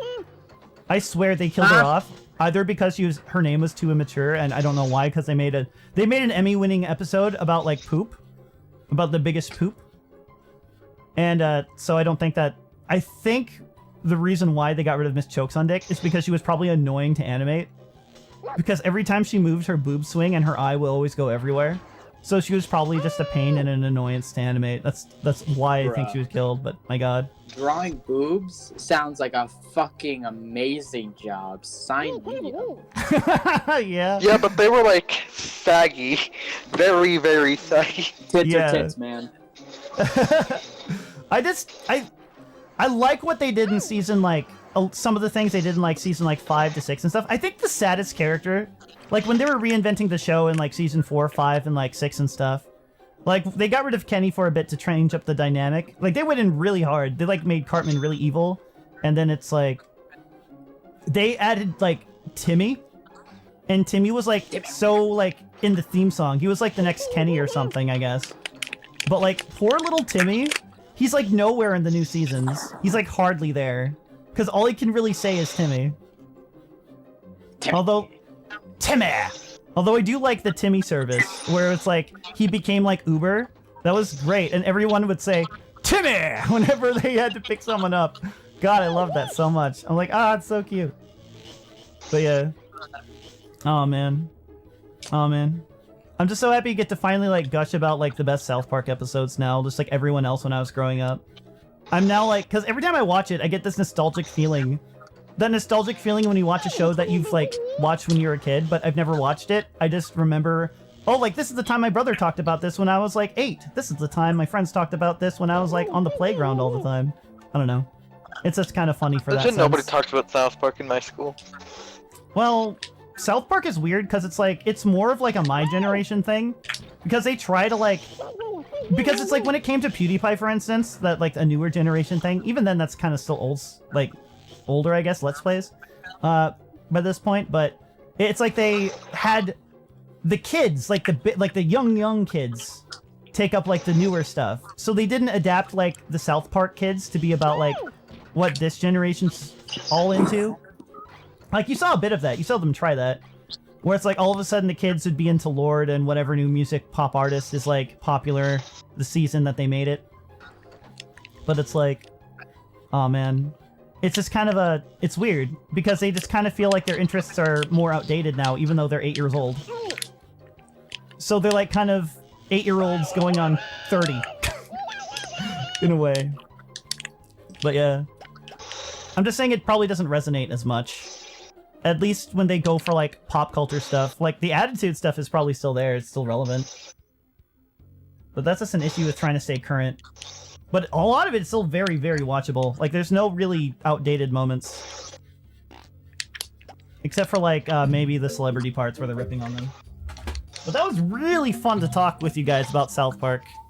That was cool. I've never seen South Park in my entire life, so... You haven't? That went over my fucking head.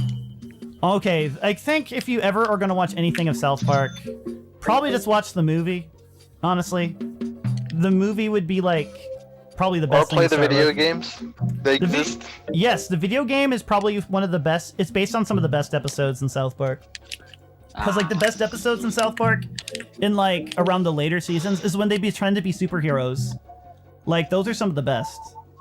Just some of the best. Yeah, but isn't the Fractured its own thing? I've got no idea. I have no idea about the Fractured games. is its own thing. I'm gonna play the games when I can. At some point. Maybe after I defeat this ugly South Park game, I'm totally gonna play that. But yeah. Which one, the Stick of Truth or Fractured Butthole? I'm gonna do it in Stick of Truth first, since that came out first, and then Fractured Butthole. So yeah. That'll be really fun to actually dig into. Yeah. I can't wait for you to censor a certain scene. I won't be censoring anything. And oh, you will have to censor something. Oh my god. There's some stuff. I haven't seen stuff on the show, but I have seen stuff in the games because my cousin has it. Let me tell you. You know what scene I'm talking about, right? With the bedroom and the parents. Okay. You literally only had to say something. Okay. I'll see what they probably did that because they knew Let's Players would play it, and it's like, take that. Like, See, yeah, you're gonna have to censor that. I'm not gonna lie. I wouldn't have to censor it on DLive though, because it's an X-rated stream, so yeah, it would make sense. Well, yeah, let's just see what happens, I guess. If it happens, like, oh, well, I didn't know that. I don't know. We'll see I'll see you guys then. I'm gonna jump off so we can actually start doing some KFC, and probably do that for like an hour and a half. So yeah. Thanks everyone for sticking around and tuning in. We'll be back in a moment. Yeah. Let's get this going. Saggy titty! Wait, what? Saggy titties. Saggy titties. God. It's weird when you get to my watch. grandparents don't hear me. What, yelling saggy titties? Thank you! That sounds like a very good notification thing. It's a Wind Waker. Yeah, it sounds like a good notification thing for like, thank you! Yeah, yeah, definitely. Maybe you should do that, Darwin. What, a notification saying, thank you! Why not? I'll need to look into any additional things I could do for like DLive, like notifications and like chat bots that you can like mess around with. Just stuff like that. Oh my god. I'm seeing it now. Holy shit. The animated intro, my god. Oh, it might crash. Fucking Christ. Why did they make him so beautiful? What the hell? Bruh, they freaking made this game too good for their own. They spent way too much goddamn time on the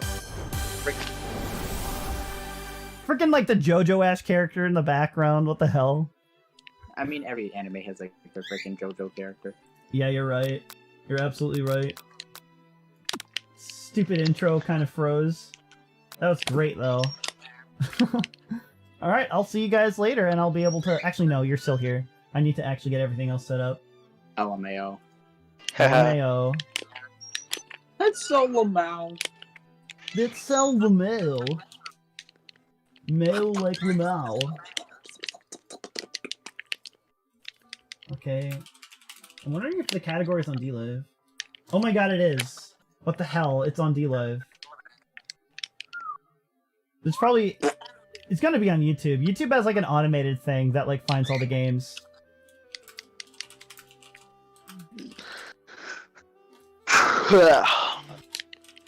Harlan... Oh my god. Absolutely terrible. There we go. Oh, something needs to update. What was that? Sorry, that was a moment of panic. I'm not harassing freaking villagers, I'm harassing... Oh, wait.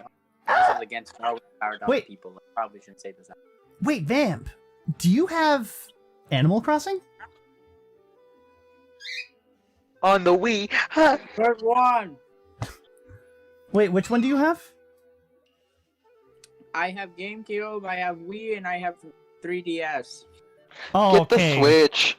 I love the GameCube version. That's the only one I have, but I still love Animal Crossing, still a fan of it. I still will probably pick up the Switch one someday, but I love the GameCube one. It's my favorite. GameCube one's classic. Yes. I go back to that one all the time. All the NES games. Yeah, and back in the stuff. day when they told you to kill yourself, the villagers. Did they? Games that you can get within that freaking game. Yeah. Game, dude. Gamer. All right. I only play Wario's Woods on Animal Crossing. That's the only real way to play the game. Wario's Woods is so good. I love Wario's Woods. It's fun to play It's in a that. fun distraction. Yeah. Okay. Let's get to it. I'll see you guys later, and now let's get into Colonel Sanders. Colonel Sanders. Thanks. Colonel guys. Sanchez. Colonel Sandals. Colonel Sanchez. Later, guys. See you next Friday. I don't know what we're doing next Friday, by the way. I guess more... Actually, I think it'll just be Splatoon. Since it's the Splatfest. Alright, so see you guys in Splatfest next week. And now let's see what the hell... Okay. Discord is gone! And now we get to actually play this. I like how the intro is, like, ungodly loud. Yet it's like... oh god, it's just like fucking overpowering. Okay. Let's just, But everything else is like so quiet. There we go, I was able to finish my thought! You thought my thought couldn't be finished? You thought Rad Dude couldn't finish thoughts? Well, guess what? I'm a thought finisher. Oh, that's actually a different context. No, don't take that out of context. Oh my god. Delete everything I just said. That's fine, no one cares, I'm on V-Life. And no one knows me on YouTube, so hey, I'm A-okay. Let's go into it. Continue. Or a new game. What the fuck? Did I touch? Okay. The keyboard thing came up. What the fuck, Colonel Sanders? Hey, you pretty man! Are you a good game or what? Do I have to leave you, Colonel Sanders? Do you have to leave me? Tell us your name. I'm going to be called Bitsy. Oh god. Oh god, not... Oh. KFC fried chicken. Ooh. I like that... What even is this game doing? I'm wondering if they just, Oh my god, it looks like it's having so much fucking trouble. I feel so bad for it. You sleep softly as the morning sun casts a warm glow through the window of your modest student apartment. The world is peaceful and serene. You could stay in this moment forever. Or you can wake up now! Your first day of culinary school. It's no time to sleep in! Smack that annoying clock! It's gonna give me a migraine! Lying in bed, you stare at the ceiling, thinking about everything that awaits you at the prestigious University of Cooking School. Academy for Learning. Your mind begins to wander. Who will be there? What will you cook? What should you wear? Time begins to fly by, and you find your imagination just getting away from you. Alright, let's take it seriously, why not? You better make sure to prepare for the first day. You bust through your morning checklist. Teeth brushed, hair combed, pits deodorized. Nothing can stop you now. You confidently grab a biscuit, strut out the door, and head off to class. Oh god. Just what you needed to get your blood flowing. A nice steaming hot KFC biscuit. Standing in the quad, you gaze upon the magnificent University of Cooking School Academy for Learning. Dude, I hope they have superpowers in this. Please have KFC-based superpowers. I would love that. Here comes your lifelong best friend forever, Miriam. She is a walking drumstick. No, I guess not. She's the most adorable, awkward person you've ever met, and you absolutely love her for it. There you go. Hello. Good morning, Biddy. Are you excited for the first day of the rest of our lives? Why are you holding still there? Are you terrified of what I might... God, it's like there's a Wait, if she's a fried chicken, then someone is running around and they're going to eat the fried chicken. Oh no, customers are coming. I just like to imagine that they could have been like humanized food, I would love if they were like anthroized food. That would make everything like so much more ridiculous. But I guess even so, seeing the anime faces is just ridiculous enough, right? And just my stalling tactic of talking about the character design is just working just enough so you don't notice, but just enough for me to progress and be able to just go,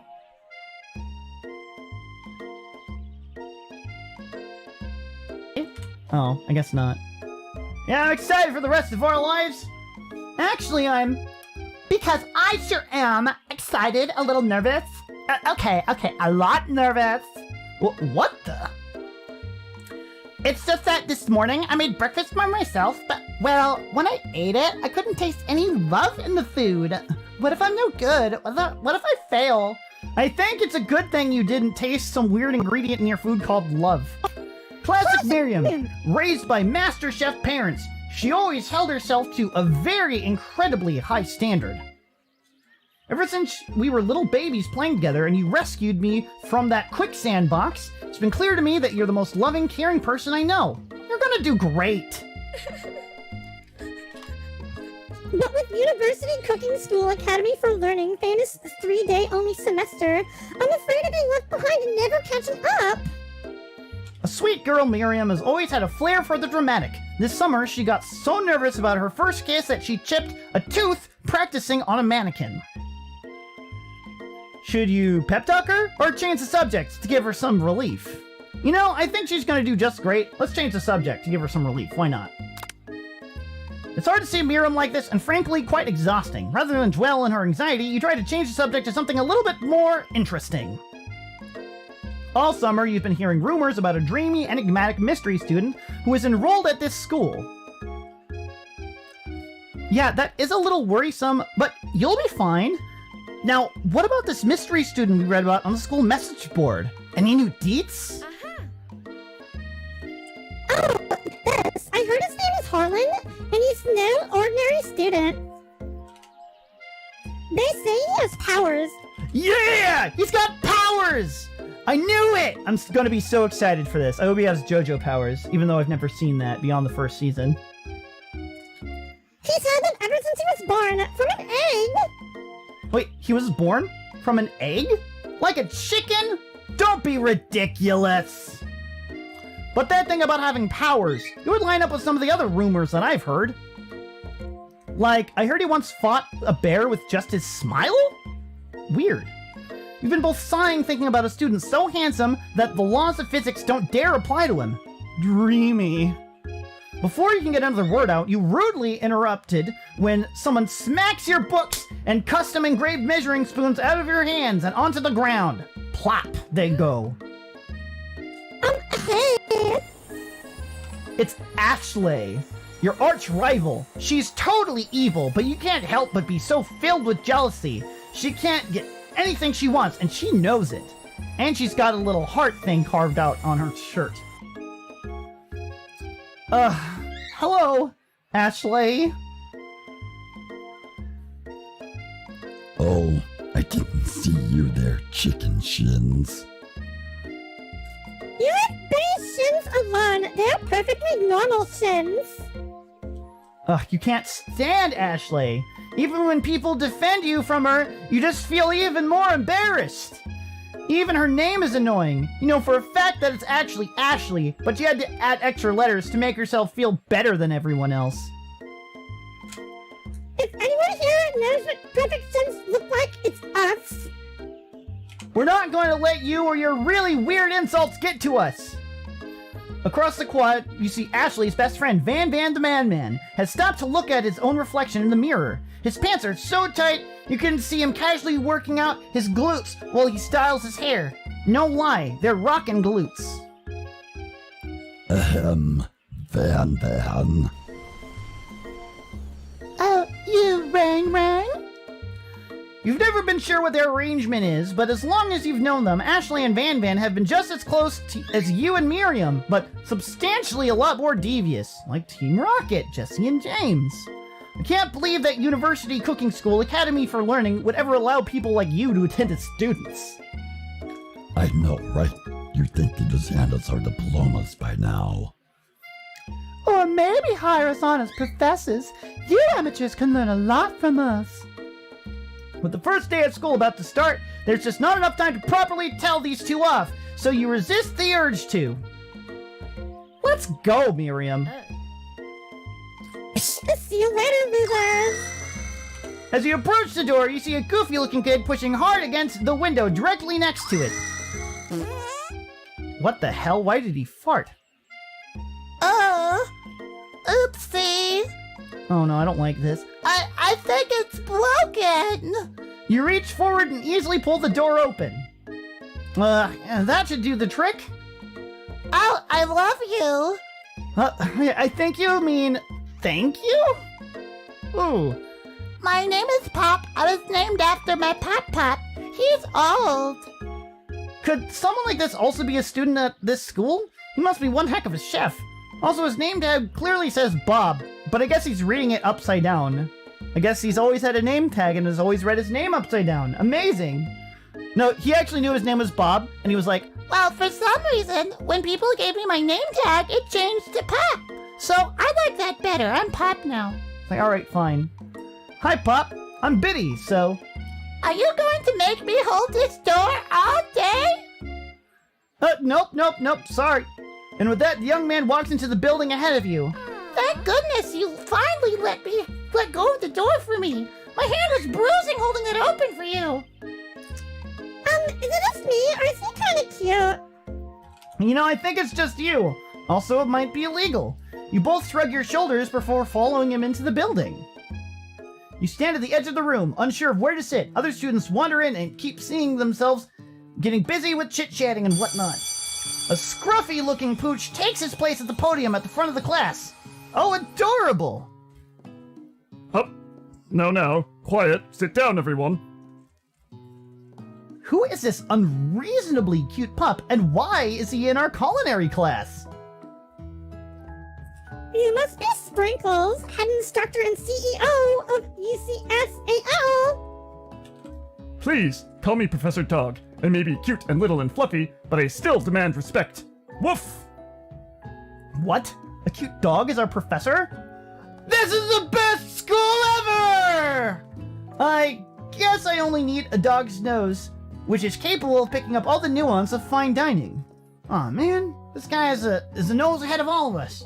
Out of nowhere, wind begins to rush around you as a swirl of cherry blossom petals fills the air inside the classroom. Everyone starts choking on them and coughing very, very intensely. I'm chilly. Someone close the window. And then, he walks in. You're immediately swept in the aura of this new student and his remarkable goatee. Who knew anyone could be so handsome? Time stands still.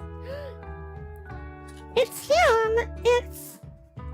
If it isn't my favorite student, Holland. Colonel Sanders interrupts Sprinkles. Sorry, Professor Dog, before he can finish his sentence. This is Harland? Okay, who am I gonna... Okay, I already gave the high squeaky voice to someone else. I already gave the deep voice to the other girl. And, God. Maybe I should actually do it semi-serious. Fuck no, not that one. Please. No, not that one. That's too goofy. What's another voice?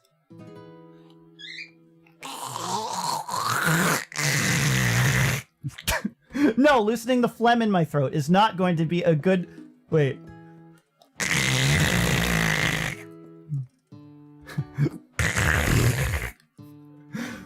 A murmur rolls through the classroom as Colonel Sanders walks down the aisle of desks. Suddenly, the room is sweltering. No one cares that they can't understand a word of what he's saying. They just think he's so damn gorgeous that he doesn't need to say anything of value at all. Everyone just sort of sweats and falls apart whenever they see him. Sweat begins to bead across your brow. You feel like everyone is looking at you, and you're not entirely wrong. And this over here must be sweaty, sweats a lot. Maybe we should open that window back up before Faucet Pits melts into a puddle and evaporates entirely. You two both know my name. We were in the same kindergarten class. And what is with all your really weird insults? Take a moment to clean yourself up, because dang, were they right about you. It's a good thing you didn't forget about that deodorant this morning. This classroom is hot, hot, hot! Alright. Professor Dog steps in to settle the class down and set some ground rules. Welcome to University of Cooking School, Academy for Learning, the greatest culinary academy in the world. The birthplace of culinary legends past, present, and future, many challenges await you. There will be tears, there will be blood, there might even be really adorable tiny food. And when all is said and done, there will be a battle. You will lift your sporks and compete in the broom cooking arena. Just then, another student enters the classroom and interrupts the professor's rousing speech. Hi guys. Sorry I'm late. I hope everyone had a good summer. I really miss... Quiet! Last class, bad enough, but interrupting my monologue! You're on fast track out of here, young man. Are you sure you're even in the right place? Don't you, recognize me? This is my 3rd year in the school with you as my teacher. Everyone stares at him blankly. Does no one remember me? I'm... You're expelled if you utter one more word before I finish! Let that be a lesson to you students that tardiness is unacceptable! Even Clank has made it here on time, rolling halfway across town on his tiny wheels! You turn to see the student Sprinkles is referencing, who appears to be some sort of industrial kitchen appliance. Oh. Class bursts into laughter. Oh, Clank, you rascal! Sprinkles walks in the classroom as everyone stands in silent obedience. When he gets to you, he lifts his nose into the air and takes a deep sniff. Your diet is lacking, based on the poop smell I can see. Based on what I'm picking up here, you definitely need a multivitamin. You should be taking better care of yourself. You've never had a dog as a teacher before, but Sprinkles' reputation for being smart but tough is well known. You decide to try and butter him up by giving him a treat from your pocket. But what kind? Let's see here. We'll give him a rubber ball. Let's give him a rubber ball. We don't want to ruin his cooking palate. You reach beneath your apron and return a rubber ball in your hand. Sprinkles' eyes go wide as he locks onto it. You toss the ball and he bounds after it, grabbing it in his mouth and swinging it from side to side before dropping it. The thrill passes quickly. It's not clear that it endeared you to him or not. Settle down, young chefs. Take your seat and prepare to have your minds open to the amazing possibilities of culinary creation. As everyone rushes to claim their favorite snacks, you're left standing at the front of the room. Only 2 options remain. Hey, Benny, there's no seat here!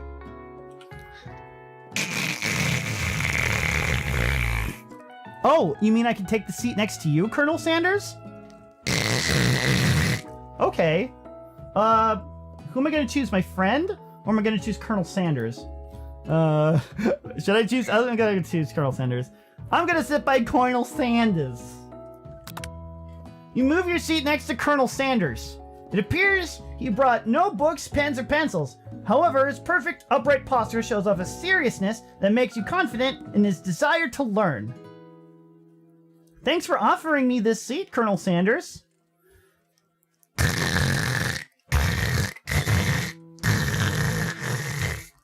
So you want to do the best that you can. That makes sense. It's a very good goal to go for. That's so inspiring. A little off topic if you ask me, but hey, okay, why not? He could be very inspirational if he wants to. He's got the voice for it! As soon as you settled into your seat, the professor makes an announcement. Think fast! It's time for a pop quiz! Yay, a pop quiz! The incredibly important and surprisingly short quiz will tell me if you're ready for life at culinary school. So keep your knife sharp and your focus sharper. Here comes question 1. Okay. Alright. If train A is traveling to point B, and train B is traveling to point A, how important is it to wash your hands before cooking? Oh, it is extremely important. Looking at you, Pop. That's right! Forest is to tree, as chicken is to, feather. That's right! What is the most efficient eating utensil ever created? I'm gonna say comically oversized meat. Sport? That's right! What food is best for a broken heart? Anything as long as it's prepared with love and not too much salt. Camel meat. A pancake with a silly face. That's right! Is Sprinkles a good boy? Yes, he is. That's wrong! He is nothing but the best! Oh, come on! That's dumb! Cold score 4 out of 5. Yeah, sure, why not? Only one wrong, not too shabby. You might just do all right, kid. You look up to see that Colonel Sanders has been watching you tally your score. He nods with approval. May I have your attention, students? I have an important announcement to make. Time for lunch! Wow, the cafeteria is nice as any restaurant you've ever eaten at. It makes sense that a school dedicated to cooking would also be serious about eating. A delicious fragrance wafts through the room and tickles the end of your nose. Your mouth waters. Do you smell that? That must be our lunch. It smells crazy good. Everyone, can I have your attention? Is it about lunch? No, I just wanted to apologize for my tardiness. You see, I was...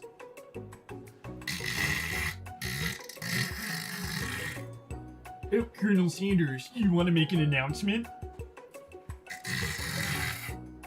But I was... About lunch? Everyone cheers. But I... Lunch, lunch, lunch! She said shh. You've prepared something special, Colonel Sanders? For lunch? That sounds amazing! Oh, that must be the smell I smelled. You hold your breath, waiting to see what food this mysterious student has created. You've heard that he's very talented. But were the rumors true? Colonel Sanders lifts a large bucket above his head. Its contents glimmer in the light. Piled high are huge pieces of chicken, breaded and fried to a crispy golden finish. The aroma envelops you, and you begin to feel warm and safe. Colonel Sanders has filled a bucket with chicken? What a novel concept. Your stomach begins to grumble as if to say, stop thinking and start eating!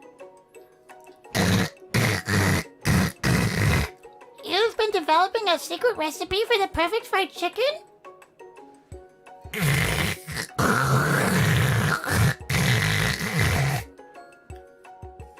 11 herbs and spices are needed to achieve the perfect flavor? That's amazing! You look around and notice that every other student has a pen and paper and is scribbling notes as fast as they can.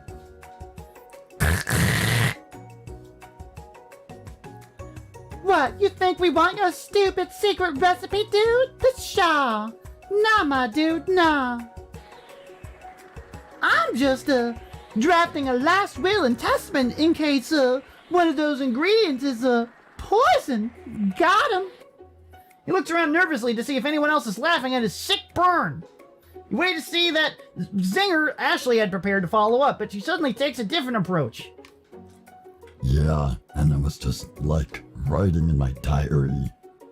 Dear diary, today I smelled something beautiful. I knew at that moment that only the hands of a true gentleman could fry chicken so tender.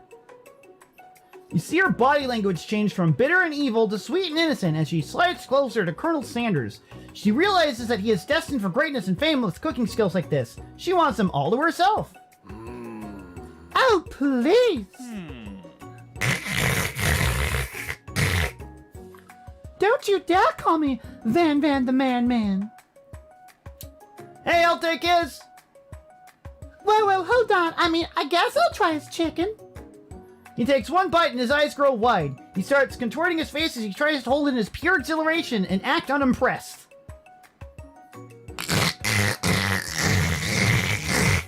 Wow, enough for everybody? That's great!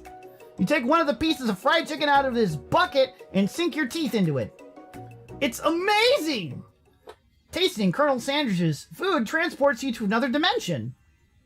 Alone with your taste buds, gripping a drumstick in your hand, you float weightlessly. Focus your mind and meditate for the moment. Try and identify every flavor. Just like that scene in Ratatouille. You You let the food rest in your mouth and focus on it, scrutinizing every flavor. Salt? Maybe. Pepper? No, too obvious. Oregano. Basil, maybe. But there's something else. Something dark. Something spicy. You dig deeper. Deeper. Yes, even deeper still! Until you find it. Could it be... Oh, I know, it's his perfect ingredient, the... He really did it! How bold, how adventurous to use... You try to go even deeper into the sea of flavors, but this revelation alone is more than you can handle. You snap out of it and realize this information was meant to remain a secret, and yet, now you know. A mantle of responsibility now rests upon your shoulders. As you look around, you realize that everyone in the room is consumed by the lunch. No one noticed that you've traveled through space and time. After tasting his food, you try to get some one-on-one time with Colonel Sanders. Alright, let's approach. Colonel Sanders smiles ever so softly as you approach. He stops what he is doing and allows you to break the silence. Colonel, I wondered if I could talk to you for a second, maybe?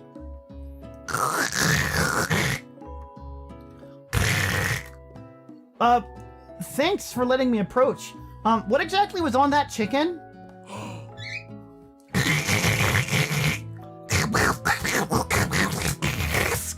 How bold of me to come out and ask?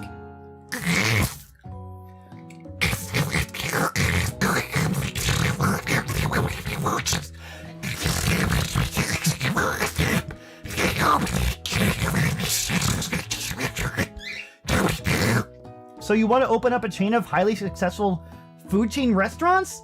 That does sound like a big deal, though. It's just you and me are talking. I can keep a secret. In fact, I've got some of my own that I'd be willing to trade. I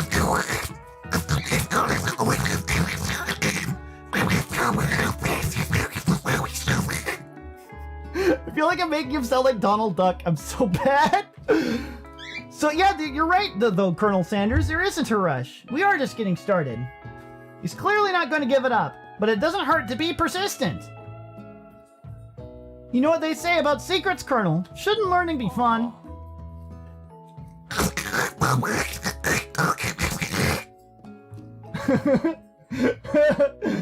I was trying to think of something goofy.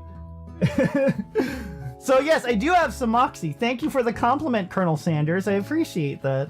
Colonel Sanders looks both ways to make... Oh, he looks both ways, huh? Nice, I got a chance then. I mean, Colonel Sanders looks both ways to make sure you're truly alone. Then he leans in. You can feel his warm breath as he whispers.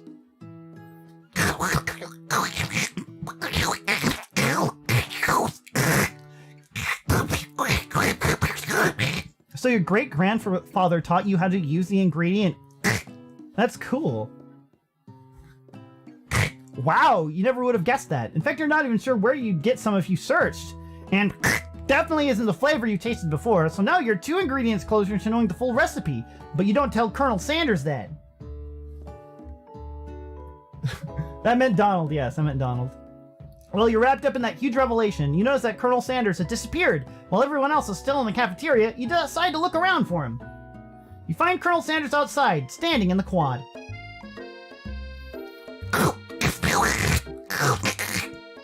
Yeah, howdy to you too, Colonel Sanders.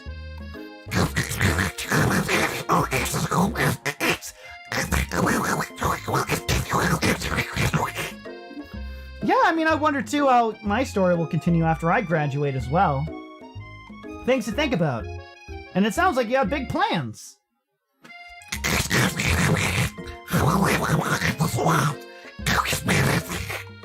Also, Colonel Sanders... Okay, never mind. I thought that the pink here was like making his white pants like a skin tone. So I thought almost he had really short shorts for a bit and I was confused.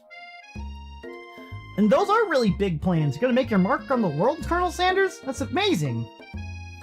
Okay, nag him to show you your own strength. Wow him with a big deal idea.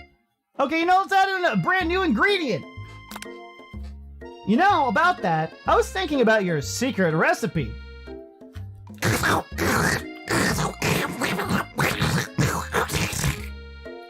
Yeah, it did leave an impression on me, in fact. You decided to show him that you also know a thing or two about blowing minds with new flavors. I actually had some thoughts on how you could improve it.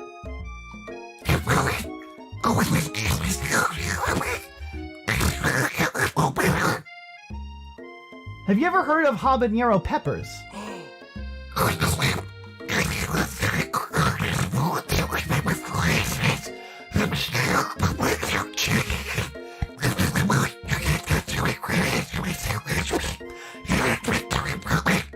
Oh, I'm sorry. So you have an entire garden already?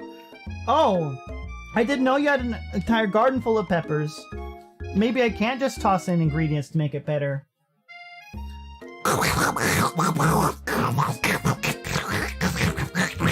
Well, maybe you're right, I didn't consider it as much.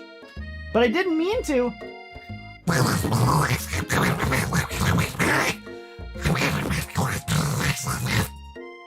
And that certainly didn't go as planned, and he hates me now! He might be able to swing, what was it that they said? He looks both ways? Yeah, he might be able to look both ways, but he certainly ain't looking my way. I'll tell you that much. He's just mad I made his voice beautiful. You better head back inside, but you wait a moment so that Colonel Sanders doesn't think you're desperately chasing after him. You step into the massive cooking area where the afternoon lesson will take place. Each student gets an oven and all the tools and ingredients they could need. Look at this place! It's magnificent! Finally get to show off our stuff! Wait a second! Oh no! We have to show off our stuff! What if I totally blow it? You're not going to blow anything, except maybe kisses to the crowd of fans. You're going to earn with your signature, adorable, tiny food creations. Welcome, students, to the cooking arena. For today's lesson, we'll be cooking with partners. Hurry up and pair off. Naturally, Miriam looks over at you, but unable to control yourself, you pounce on Colonel Sanders. Oh man. Bye, Miriam! Hey, Colonel, would you like to tackle this lesson as a team? A team of two? That is, me and you, if that wasn't clear. Wanna be my partner? Thanks for preparing our station. Without a partner, Miriam is left standing all alone. Two different students quickly take notice. Hello, new partner! Beep boop. Oh my! Two potential partners? I'm so sorry, gentlemen, but I don't know who to choose! It looks like you have to pick for her. Friend duties can be a little awkward, but that's the price you pay for not being alone forever. Okay. Who do you want to ask to be Miriam's partner? Okay, obviously, I think Clank is really extremely nervous. Pop doesn't really seem like he cares, so I'm gonna go with Clank. Let's go with Clank. Clank, I want to be able to... He looks like he really wants to. Let's see. Sorry, Pop, but I think Miriam will be partnering with Clank today. It's okay, I already ate. It's not entirely clear if Pop has any idea what the point of school even is at this juncture. Clank is clearly excited to have some attention. He heats up and begins to roll back and forth. See, I know I made the right choice. Forp. Hold on there, fellow. We don't even know the assignment yet. Technically, Clank might not have a face, but there is something charming and earnest about him. Tissue? I hardly know you! Clank judders, and a panel shakes loose. You get the impression that this is a sign of affection. Looks like you two will be just fine. Now it's time to focus on your own cooking class work. Alright, you two, for today's lesson, we're going to keep it simple. Pick a basic dish and divide up the steps. No chef is an island. It takes 2 flints to make a fire. You get the idea. Which dish do you suggest to your partner, Colonel Sanders? Your grandmother's mashed potatoes and gravy. Maybe this one. Using octopus will blow Colonel Sanders' mind. Steak tartare seems easy enough. It's fancy, you don't even need to cook it. Nope, mashed potatoes! We'll make a tower of mashed potatoes. Why not? It'll play retro games on Twitch. I've always been something of a down-home chef. I was thinking we could make something warm, inviting, comforting. Maybe mashed potatoes!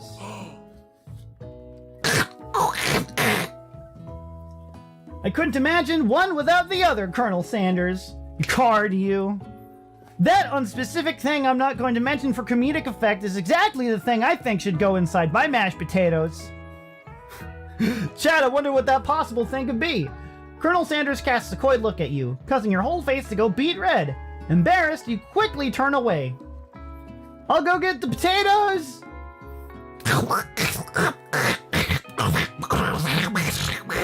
Okay, you can go take care of the produce then.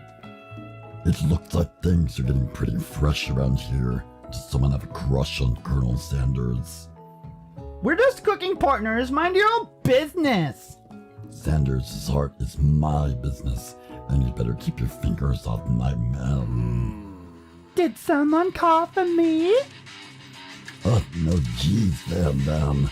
While I'm over here crushing Ben's dreams, you're supposed to be taking care of our classwork.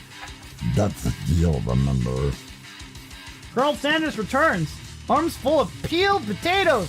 He tosses them into a boiling water and turns his attention to you and his old friends.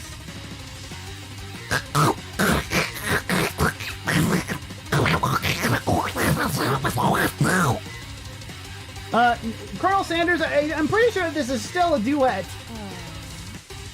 Actually, no, it looked to be the struggling so we offered to give them out hand.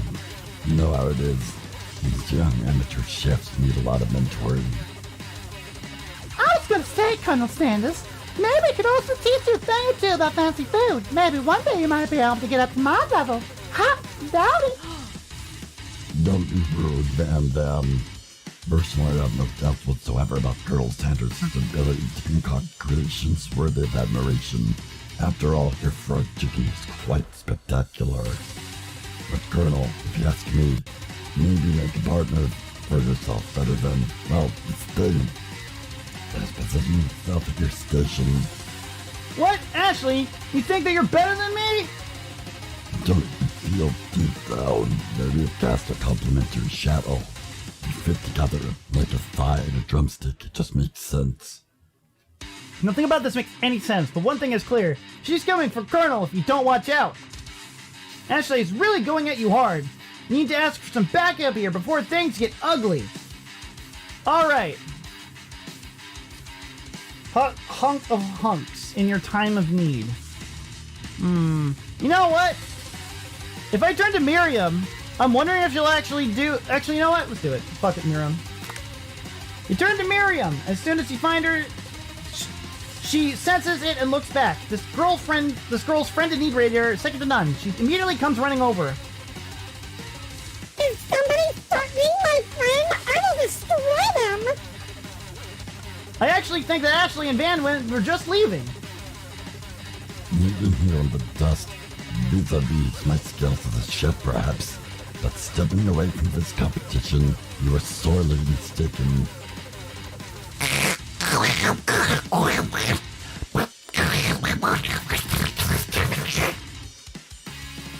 That wasn't... No, I mean, she's just trying to help me. I mean, you look for Sprinkles and hopes that he might step in, but he's nowhere to be found. Darn those cute corgis and their short but sturdy stature. You look down at your station and realize that in the tension of the moment, your hands have been cooking on autopilot. Distracted by the drama, you've already crushed the boiled potatoes into perfectly creamy mashed texture, with plenty of butter and cream for flavor. It's as if your natural passion guided you through the steps and you know so well while your attention was elsewhere. Colonel Sanders extends his hand. He's holding a beautiful white porcelain gravy boat, out of which pours a smooth brown gravy, smothering your nearly finished potato dish. Gravy flows down a mound of mashed potatoes. The result looks spectacular. Granny would be very proud of this. Colonel Sanders holds a spork out to you. You reach out and grab a hold of it, but it doesn't immediately let go. The two of you stand holding the same spork, and for that small moment, all of the madness and pressure in this crazy world stops. Just like I thought the music did for a second there. Your eyes lock. The moment is electric. Time stands still.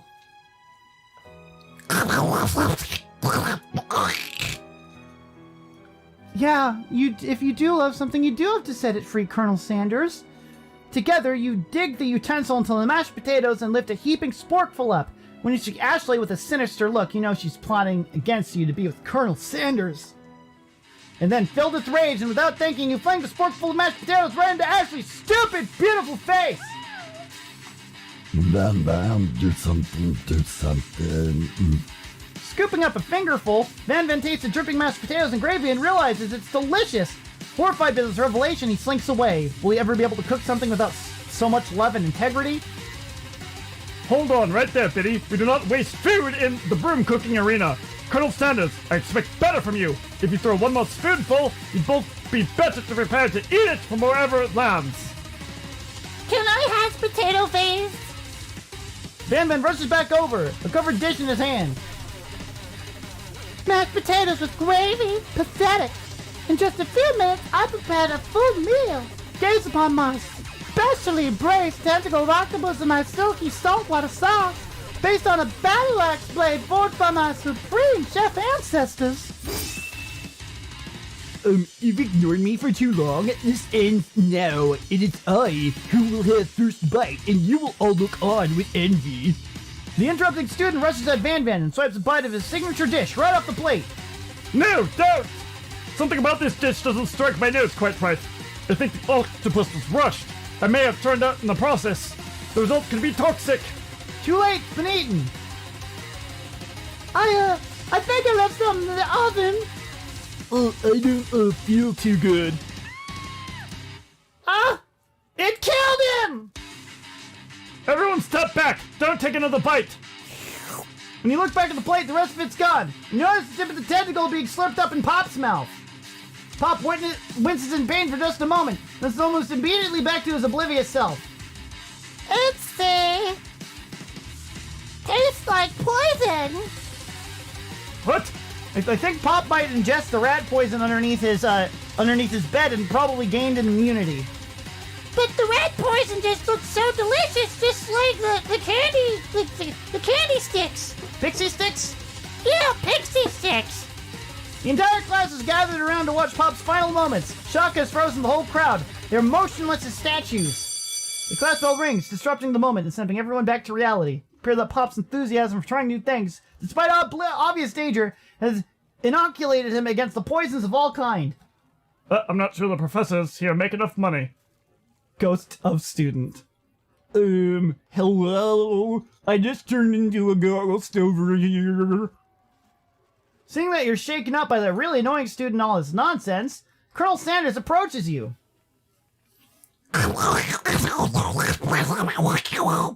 Thanks for offering to walk me home. Oh, you're offering him? Wait. What? Like, for real? Oh, come on. You follow Colonel Sanders out of the room. At night, the school building has taken on another vibe entirely. It's dark and more than a little spooky. Colonel Sanders stands in the quad neon glow and speaks softly.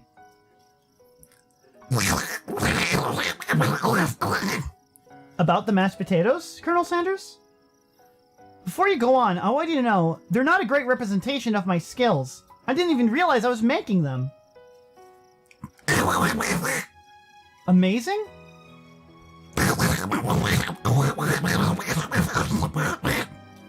Why you became so passionate about food in the first place? Don't repeat you? Oh. Colonel Sanders is getting choked up. Cooking is obviously important to him in a way that you find inspiring. Now might be the perfect time to tell him you're developing feelings for him. Colonel Sanders? There's something I need to tell you. Hold it right there. There's something I need to tell you first. Oh, jeez. You see, when I was a boy, I had a dream that one day I would be the greatest chef the world's ever seen. And every day since, I've been working towards that dream day and night, never stopping, never resting. Also lifting a lot of weights, like so many weights.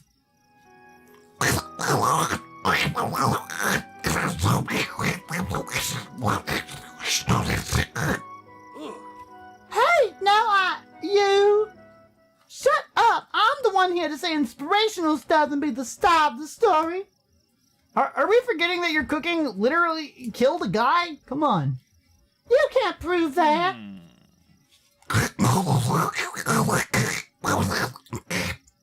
What was his name? Oh. Somewhere in the distance you hear a long, sad sigh. Oh, that was his name. Forget him. We're talking about me. Me. I'm the hero.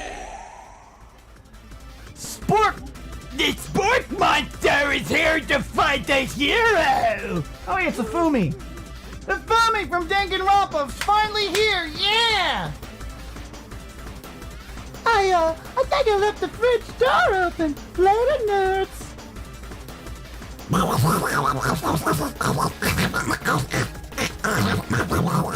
Yeah, you kinda did drop the ball on that, Colonel Sanders. That poor ghost kid. Be afraid, be very afraid of me because of a monster, see? Is he rhyming on purpose, or is that just a coincidence? But before you can discuss syntax any further, it's a turn-based fight sequence! What will you do? Attack! You decide to go on the attack. Which attack do you use? Cook with love! You cook with love, it does 1 damage. It just got real! Yeah! And attack really upsets Spork Monster. Spork Monster goes on the attack. Crazy! You take 1 damage. Okay, attack. Decide to go on the attack again. Worked last time, right? Cook with love. It does 1 damage. Spork Monster won't forget this. It's really feeling threatened by your attacks. He focuses his mashed mind and draws an energy from Mother Earth itself. Mashed mind attack! It makes me grow larger and more intimidating. Oh, great. I'll just attack him. I decided to go on the attack, which is the wrong thing to do. I should have defended. I can't go back either. Cook with love. 1 damage. At this rate, the semester is probably going to be over before this fight is. Spork Monster's no quitter. Buffed up and ready to rumble, they go on the attack once again. It does 2 damage. You take much more damage, you're not going to survive the battle. Obviously, attack. Attack again. Cook with love. It does 1 damage. He's oozing sauce into the lawn of the quad. I wonder who is going to have to clean that up. Feeling vulnerable, it prepares an ultimate attack, rounded edge.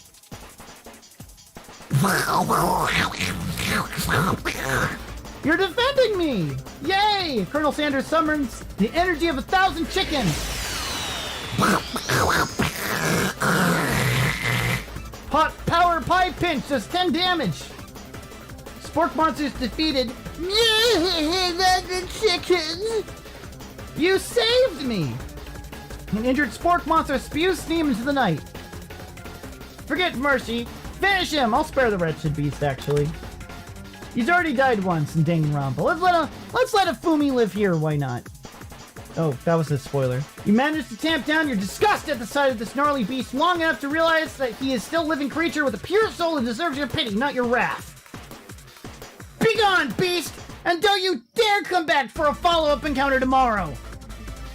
I won't forget this, and I certainly won't be back, like you said. The Spork Monster scuttles off into the night. The defeated monster left behind a special item. It appears to be a cookbook, but upon closer expression, it's so much more. It's a book about magic spells with a golden chicken on the cover. You open the cover and find a library card tucked inside. The last name to have signed it out is Borko. Borko? That name sounds strangely familiar. Your blood is pumping and you stand in the quiet of the night, holding the mysterious book in your hands. As you come down from your battle buzz, you realize that your final attack is like completely depleted. The world around you begins to fade away. Without any energy to keep your eyes open, darkness overtakes you. The image of Colonel Sanders flashes before your eyes as you fall asleep. You must have helped to get home. In your tired state, you don't know if you could have made it without him. What a guy.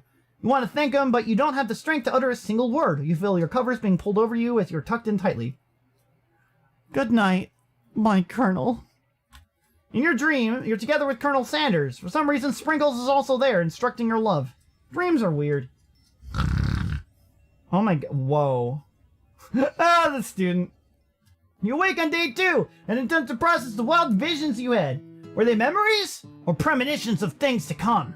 You lie in bed and stare at the ceiling, thinking about the secret you discovered while tasting Colonel Sanders' cooking yesterday. You can't believe he really used... And then there's that secret ingredient that Colonel Sanders went ahead and told you outright. Not much of a secret, huh? It's probably just because he already trusts you so much. Sure, that makes sense. We'll go with that. You meet up with your bestie in front of the school. Before you can tell her about the encounter with the Spork Monster, she launches into a story of her own. Okay, I know this might sound a little strange, but I think I might be, I think I might like Clank. Wait, like him? Like him? I know it sounds like it's moving fast, but there's something about him. I I like him. Like him. We got to talking at the class, and he's actually a totally sweet guy. Not only that, but he's really smart. He told me all kinds of stories about Colonel Sanders. Do you know that Colonel Sanders was the most popular kid in his high school? No, but that does make complete sense. Yeah, but he was still popular. He was voted prom king at a school he didn't even go to, and was also the convertible that he himself rode at the front of the homecoming parade. I'm thinking maybe something got lost in the pressure cooker and language trend. Wait, stop. That was what I was about to say. Something got lost. Something went wrong. Either way, maybe it'd be best if we took it slow and with this new boy, like I am with Colonel Sanders. You and Colonel Sanders, the coolest guy in school, the most famous student to ever attend University of Cooking School Academy for Learning, you're a thing now? We definitely connected yesterday. You sure did. You're great. Why wouldn't he be into you, I guess? Laughing at the implication that you and Colonel Sanders might be a thing is definitely not cool. You are great. You have an idea about how to prove that your love is real. Well, if he's not into me, why did he tell me one of his secret ingredients? Yes, she wants to smash Clank. Yes, Power Dog. She is going to smash Clank. Hopefully not with a hammer. However, you don't tell her that you know a second ingredient too, which you discovered on your own. Your bestie's eyes light up. A secret ingredient?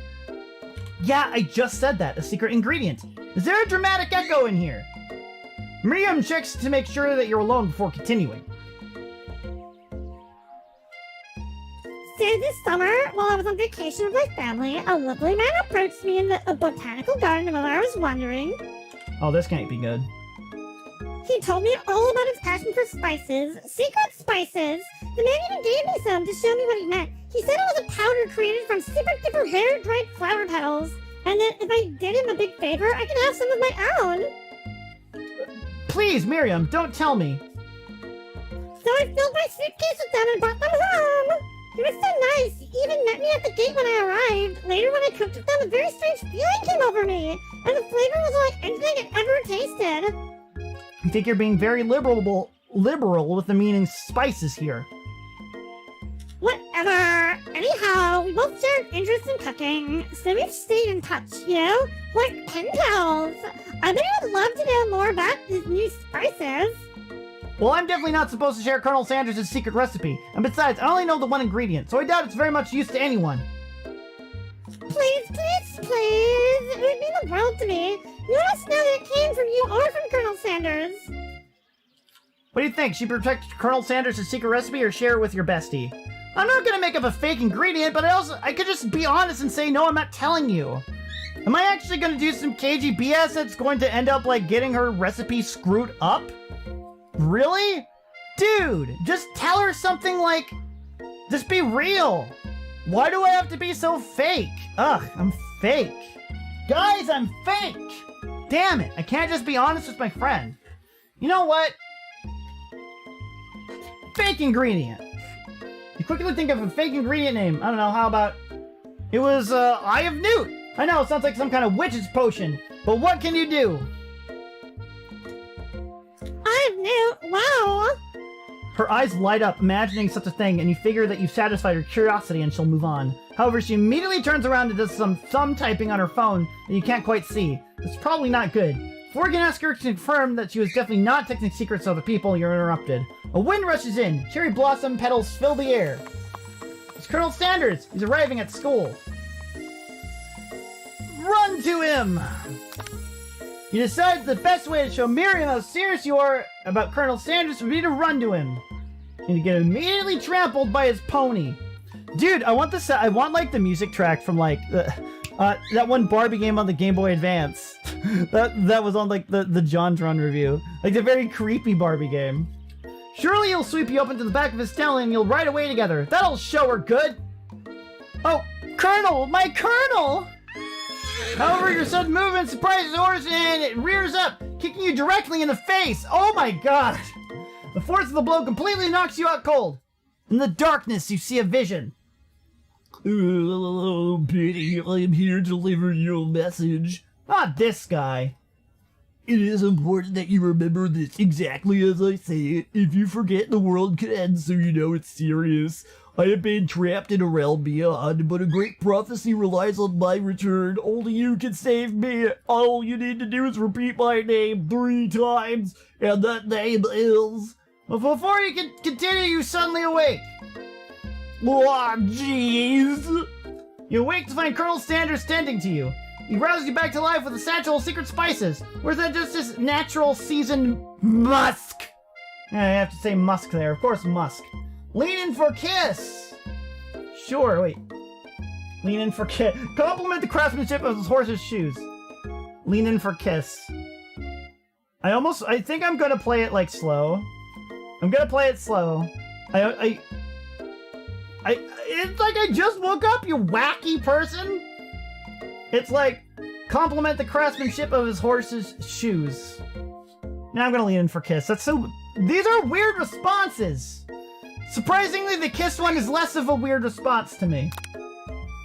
Whoa, you've known him for a day. Are you really sure? I guess you must be. Put your arms around Colonel Sanders' neck and pull him in for a kiss. But he turns his face and you awkwardly kiss his ear. You can feel him shudder. He is disgusted by you, because you have poopy horse feet all over your face. You clearly mistook the compassion for love. But was I going to do the other weird one too? God, this person's a weirdo. Your soul crawls inside of itself and you instantly die of embarrassment. Thank God. Game over. Try. Oh my God, really? Wow. I love that. I love that. He saves your life and then you just die. No, wait, no fucking ways. Already. It started over. Oh, it's so dumb. I love it, but that's so dumb. Oh my gosh. Yeah! Oh, day 2. Oh shit. Luckily, there's a skip button. Oh, no way. You saying I just had to press this? What the? Oh my God. What do you mean this thing doesn't, stay pressed? I just have to keep hitting this? Alright, great. There has to be some issue with this. Oh my God. Oh, there we go. You hold it down. It doesn't hold down with my touch functionality, that's why. Fake ingredient, get lost. Sorry, nope. Run to him. Get killed by the horse. And then try my best to save the guy. Obviously, I'm just going to be a simp and compliment the craftsmanship of his horse's shoes. Maybe you shouldn't be riding a horse to school, and maybe you shouldn't be riding up to animals you don't know. It's hard to say who is in the wrong here. Imagine streaming this without eating a bucket of KFC on camera and shake my head. I know, right? This game is forcing me to be like a simp for Colonel Sanders and be like the weirdest responses ever. Either I lean in for a kiss immediately, or I just compliment the feet of the horse who just nailed me right in the face and could have killed me. Because a horse kicking me in the face could easily push my nose bone back up into my brain and just smush it and I'd be dead. And this guy's like, oh wow, look at your horse's feet. They're so great, especially smushed up against my face and caving it in. My face is caved in for you, Colonel Sanders. Love me. It's like they're still gross. My person's just stupid. Maybe you shouldn't be riding a horse to school, and maybe you shouldn't be running up to animals you don't know. It's hard to say who is in the wrong here. Oh my God, really? But one thing is for sure, that Colonel Sanders is pretty damn dreamy. That horse has beautiful shoes. I could also just imagine it's like one of those Looney Tunes shows where it's like they get completely beamed and they have brain damage and then they're spinning around going like, whoa. It's like they're just kind of completely out of their gourd. That's what I would think he's going through right now, poor guy. They make you finally smart. It undented my brain. That's funny. I could really feel how smooth and sturdy they were when they were pressing into my face.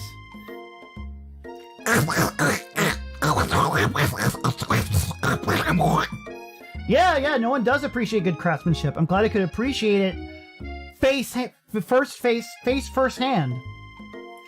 And with that, Colonel Sanders disappears into the school, leaving you and Miriam to follow.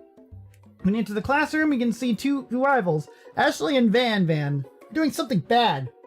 By the way they're hiding, you know it must be really bad. Like counterfeiting recipes bad, experimenting with restricted ingredients bad, summoning a demon bad? You try and get a peek over Van Van's hulking shoulders, but he sees you coming. Well, there, little one. I'm not sure you're ready to handle this. Why don't you make like a bee and mind your own wax, honey? Alright, act like you're not interested in them, but really try and get a closer look. Let's do it! You sit near your rivals, but leave your back turned to them. You even hear Van Van mutter something that sounds a bit like a magic spell. However, he notices you eavesdropping, you try and cover your tracks and improvise an excuse.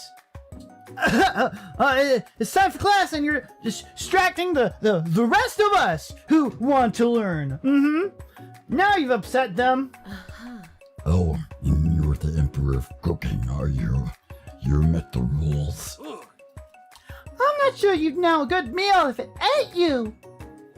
Being the best chef in the world takes more than culinary skills. It takes creativity. It takes panache. And it doesn't hurt to use a little evil. You finally get a look at what they were hiding, and you instantly recognize it. It's a book just like the one you found after you encountered that spork monster. That's the same book I found last night in the quad. And she immediately elbows Van Van to hide the book behind his back. I don't know what you're talking about. That book is a family heirloom and its contents are secret. Oh, you did? Cool stuff, Mix. That volume is going to be pretty fun to actually read. Especially the art for Beastars. Back to it. You notice that they haven't just been studying the book. They've got Pop pinned to the wall, and they're tossing potato skins at him as he tries to catch them in his mouth. Oh, don't worry about me. I asked them to do this. This is how my mommy feeds me every morning. Wait, what? Pop, what's wrong with you? And she calls me back for some reason. Anyway. They were just playing. Before you can dig in any further, you're interrupted by the arrival of more students. It's almost time for class. Deep, deep. Plank must be running late. He's in such a hurry that he rolls right over Van Van's meaty foot. Hey, watch out, you bucket of bolts. Hey, you watch how you talk to him. He didn't do anything to you. Wump. Who do you think you're talking to? I've never heard such language. Not even from a stand mixer. Wump, wump. No, your mother was a stand mixer. Van Van jumps to attack Clank, but Clank shocks Van Van, sending him flying across the room. Protect me, Colonel Sanders. These crazed men are about to come to blows. I think it must be over me, but I'm not interested in either of them. Ashley's tone has completely changed in an instant. She bats her eyelashes at Colonel Sanders. Surely you must know this is a ruse, right?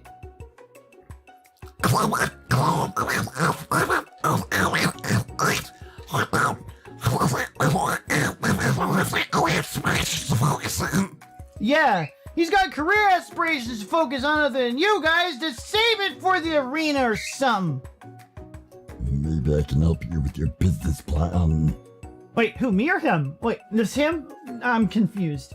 Just then, Sprinkles arrives to signal the true star of the class. He's panting, which doesn't seem that abnormal. He's a professor, but he's also a dog. Students, please take your seats. I apologize for my late arrival. I spent the morning chasing a car all around town and my tiny legs are very, very tired. But I'm here now, and I hope that you're ready to learn. Get physical copies of them later? A lot of people do that, yeah. Like a try before you buy thing. You try to give Sprinkles a pat on the head, but he snarls at you. Sorry, I get a little worked up if people try to pet me before I've had my morning coffee. Let that be a lesson to you. Sprinkles stops in his track and sniffs the air around you. Something has him in a trance. It's a scent left on you from Colonel Sanders. Sprinkles jumps on you and licks your face. I wouldn't even be able to understand that even if he did speak normally.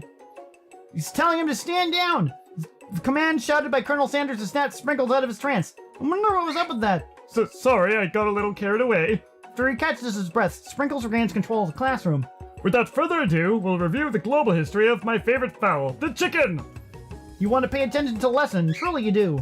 Which is why in 1776, the signing of the Declaration of Independence was a chicken who first signed their name.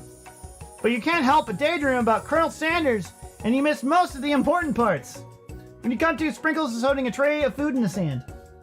Well, Biddy? Naturally, this appears to you to be a sample platter. Which item do you want to sample?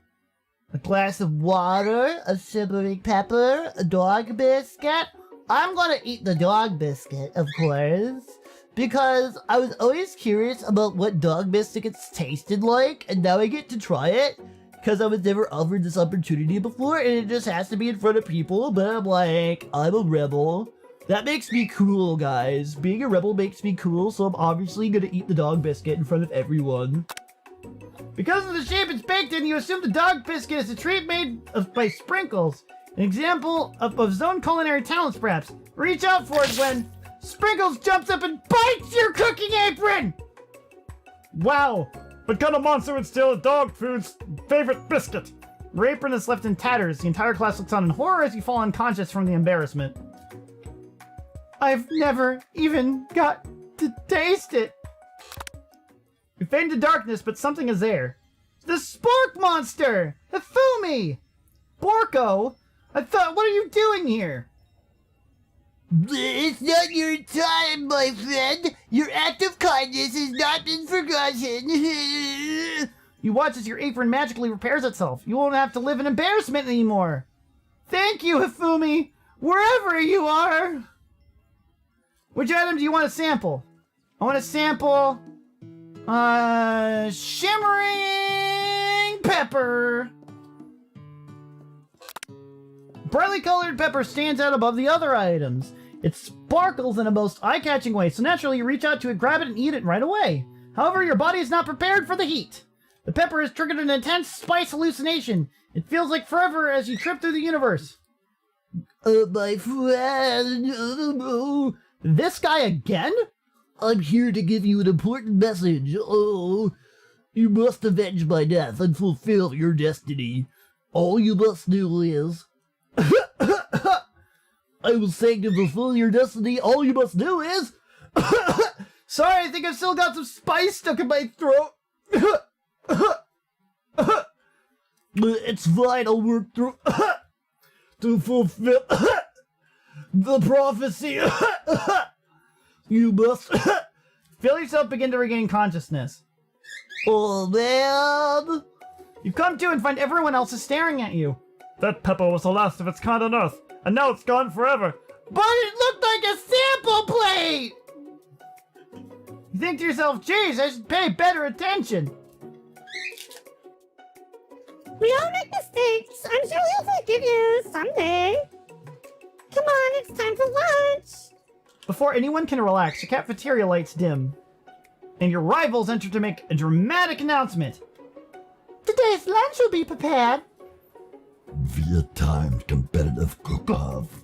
The level of theatrics these two is off the charts theatrics. Lovely. Demand they stop wasting everyone's time. Step up and tell them you're on. You know what? How about if I just say stop wasting our time? Is everything a competition with you two? Yes. Yes. Well, not with me. I'm on a personal journey to learn, to love. To learn to love? Sure, why not? But definitely not to constantly battle. Where's the love in that? Yeah, stop getting your genres crossed. Do you have some portable monsters to capture or something? I need to eat if I'm going to have the energy to sustain my education and pursue my dreams of being a master chef. How are any of us supposed to get anywhere if we're constantly fending off challenges from every know-it-all in apron? Besides, I already brought my own lunch. Betty, you should have it. It'll give you the energy you need to succeed. Miriam reaches out and presents you a gift. My special grilled cheese and tomato soup with chocolate milk to wash it down, and a tartlet for dessert. It only takes you about 5 seconds to eat Miriam's tiny food, but it's just what you needed for motivation. You know what? I've learned enough for today. Let's battle! Just as things reach a boiling point, Sprinkle steps in. Surely he'll put a stop to this madness. No, students, please settle down. This is the lunchroom, not a sporting courtroom. Finally, a little sense. You breathe a sigh of relief. At least, not until we turn on the timer! Just then a huge red light blasts you in the face, flashing the words timer ready. That's what I'm talking about. I stand corrected. If it's a battle you want, it's a battle you'll get. My bestie can get the best of them. Best believe it. Like a diamond, I was formed under pressure, and now's my chance to shine. Able to feed you myself. You had his chicken, and you made mashed potatoes and gravy on day 1, and you're feeling like you could really impress him again here. It's time to boil some water for the potatoes. Think fast. If the timer runs down, you'll be forced to pick randomly. What temperature does water boil at? After you turn the heat on. Fahrenheit? That's wrong! What were you thinking, Biddy? Get your head in the game. Gonna need to season this chicken before you cook it. You don't know Colonel Sanders' recipes exactly, but you have an idea. How many herbs and spices did he say he used? 11! That's right. You might not know all the ingredients, but at least you're headed in the right direction. Tail wagging intensifies. Now you got some basic steps going, it's time to elevate your craft. What state of mind offers the most flavor? Vigilance, trust, or gratitude? Vigilant! Fuck! I couldn't see. It's like vigilance. Damn it. Next question. Classmates are rooting for you, but Ashley is simply stronger and faster than you. You better pick up the pace if you want to survive. If you're a child, your father told you to never forget where you came from. Every day you meditate on this advice and draw energy from that place. Now would be a great time to harness that energy. So where does it come from? It's not the shoulder of Orion? Nope. Game over. Try again. Is it actually going to kick me all the way back? It's giving me, like, actual food stuff. So yeah, I don't know anything about the boiling point of water. Oh, it's at 100 with the water, the thing turns on. Like, that sounds stupid. At 100 degrees Celsius, like, anything will boil. If it's asking for, like, a very specific thing, then it's like, oh. Nope, stop wasting our time. And then they get mad. But then we fight them anyway, because nothing matters. Absolutely nothing matters. And, oh, yep, Celsius. Yep. Well, anything boils at that point. I thought you wanted a specific, like, specific thing. Let me see. Vigilance. It's not vigilance. Okay. Deep beneath the surface of the Pacific. What? These all sound like things that I know that should be it. What is the sound of success? Sizzling. That's wrong? Yeah, yep. Try again. What the hell? These questions are weird. Do you know the answers? Probably. I should just choose the ones that just seem like obvious. Of course, I'm probably gonna forget like some of the wrong answers I got last time because it's only 10 seconds. Let's see if that actually does happen. Celsius, because life is pain. 11 spices, because yes, that's fairly easy. So trust, I'm guessing. Gratitude? Okay, the third question is gratitude. And then the fourth question is a small town. Sound of success. Bubbling? Silence. Silence. He's actually cheering me on, okay. Which would be awesome, except knowing he's watching you makes you totally forget what you were doing. Oh, now all you can think about is Colonel Sanders. How many spoonfuls of gravy would it take? You think I couldn't? God damn it, I couldn't read it! Stranded on a desert with only one cookbook, what do you take? What a hunk. I know, right? You know what? Shouldn't you be focused on the challenge? You're falling behind. Huh? What does it have to do with crafting spectacular fried chicken and delicate baked biscuits? You're really struggling to keep up. The next station, Ashley has already begun plating elements of her dish. It's colorful and complex. Make up time you toss your biscuit dough into a stand mixer. As you do, the crowd gasps. Oh, yikes! I know you know nothing more than seeing a fellow appliance utilized in a kitchen battle, but sometimes that means sacrificing the personal touch. You might not have any hands, but Benny does, and a good chef needs to be touching the dough to know when he's properly mixed.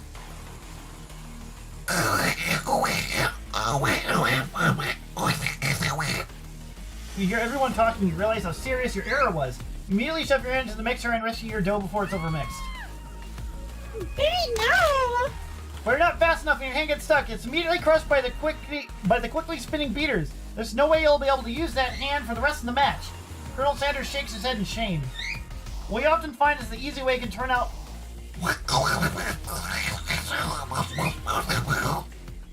Everyone, stop what you're doing right now. This battle is over. It can't be! I was so close to finishing my dish! I was about to add in my bruised and cut up hand! Sweetheart, look at your hand. You simply can't go on.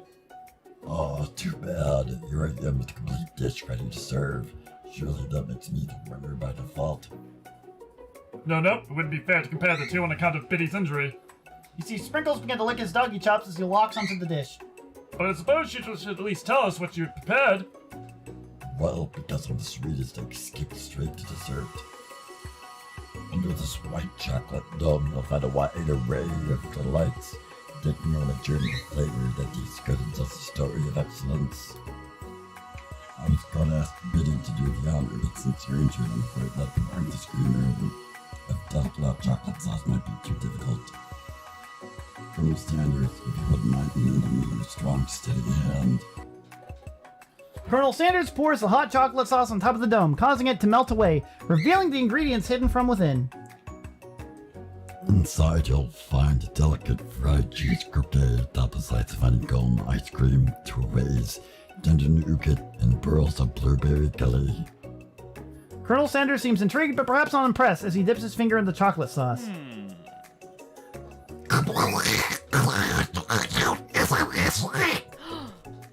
I guess simplicity isn't her strong suit, no, Colonel Sanders? Oh, you. As he places the sauce-covered finger into his lips, Ashley leans over and whispers something into his ear. A dab of sauce sticks to his mustache. Okay. Wait. Ashley leans over and whispers something into his ear. Internalize the rage you must feel. I'm gonna internalize it. Obviously, because it's not my place. I'm gonna internalize that. Your rage burns so intensely within your eyes that they burst into flames. The flames cause your eyebrows to catch fire and turn to ash, and they fall off your face, which means people have a hard time understanding your emotions for the rest of the semester, perhaps forever. Embarrassed and ashamed by your poor performance, not to mention your crispy fried eyebrows, you run for the quad to be alone. The beautiful weather feels like an insult. Inside you, a storm rages. It's Colonel Sanders. He's probably here to tell you that he and Ashley are in love and decide to get married. And he won't even ask you to cater his wedding because you're a terrible chef and an awful person. Try to hide from him, but he approaches you directly.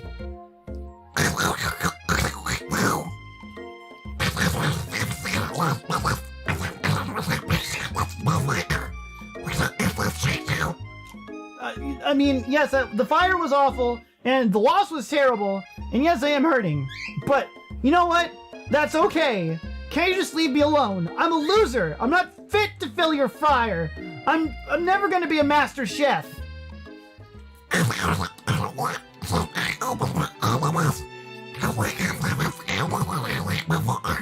You? Fail? Ever? No, I never thought you'd ever fail at anything. I think you're perfect. That's exactly what I think.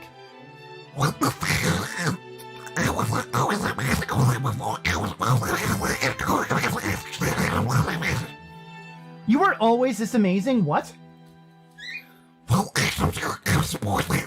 Oh, you were born handsome. Dead ends? For you? No way.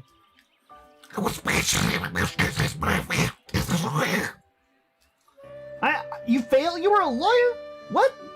Yeah, I didn't know that.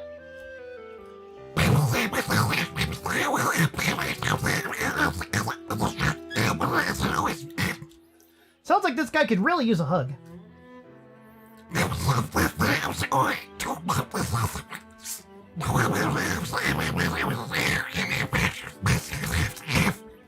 So you're dedicated to your craft, and you're going to amount to something. Amazing. Colonel Sanders changes focus. You can see something ignite inside him. A burning passion.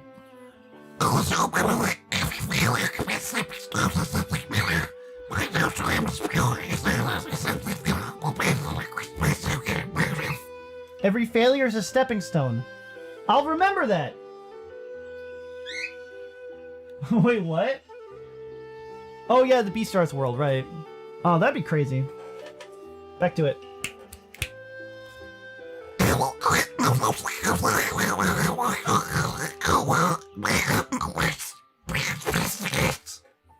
Make up for your past misdeeds, but you're perfect to me now. Yay! Oh god, Pop, what are you doing? Just as your moment grows intimate, you're interrupted by a threatening, shadowy presence. Battle scarred from the night before, you prepare for the worst. It's the Spork Monster! Porco? It is I know it said I wouldn't be back after the whole fight to the death thing. Maybe you don't really want to see me anymore, but I just wanted to say that I was wrong to attack you, and I apologize. I know what it's like to always look over your shoulder. Monster problems, am I right? Aw, thank you, Borko Ifumi. I'm glad there are no hard feelings. Getting jumped by a giant creature in the dark of night can really rile a person up. I also want to apologize for the way I switched right back into attack mode. I know that you're strong. Oh, no, I know that you're strong. No, I know that you're strong. Well, I know that you're strong. And let me finish. Cooking school can put a person under a lot of stress. I actually used to go to this school. I was always a Spork Monster, you see. Oh god, I don't believe it. Were you human once? Did you have some weird, like, kitty jowl face and stuff, and a giant, like, little hair that stuck up above your head? With a little matted hairstyle that was plastered to your beautiful face? Well, I don't remember, possibly.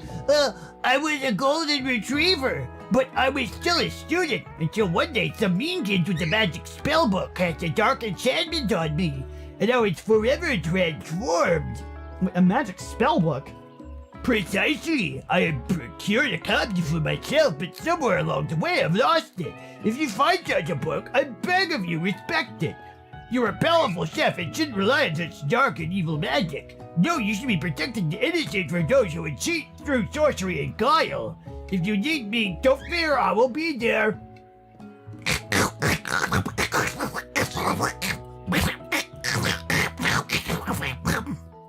Bad cooks in the kitchen of life? I guess I can defeat them.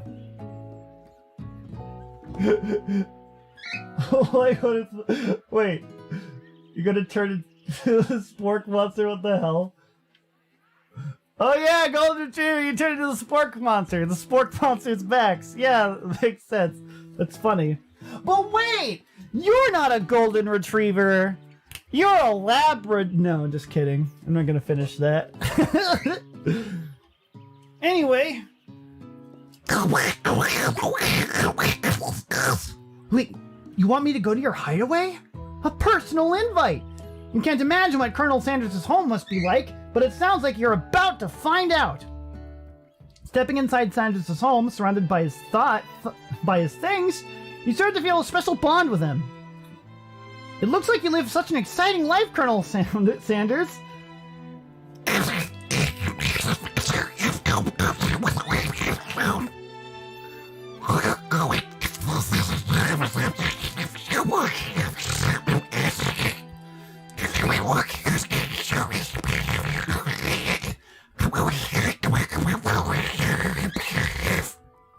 So you want to talk about another food with an ambitious chef and how your life is wonderful and stuff?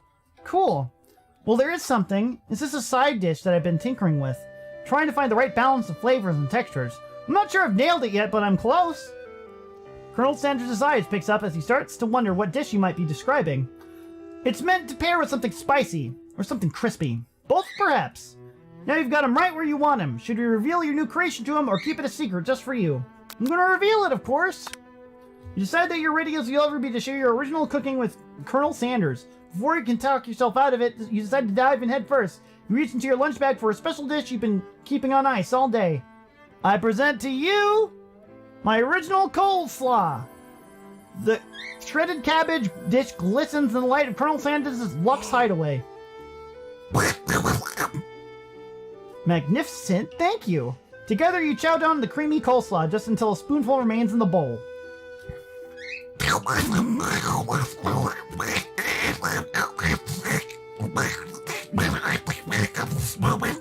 You want to hold on for the last bite? Okay. You can offer to make him more, but he seems like a very sentimental kind of guy. Sure, why not?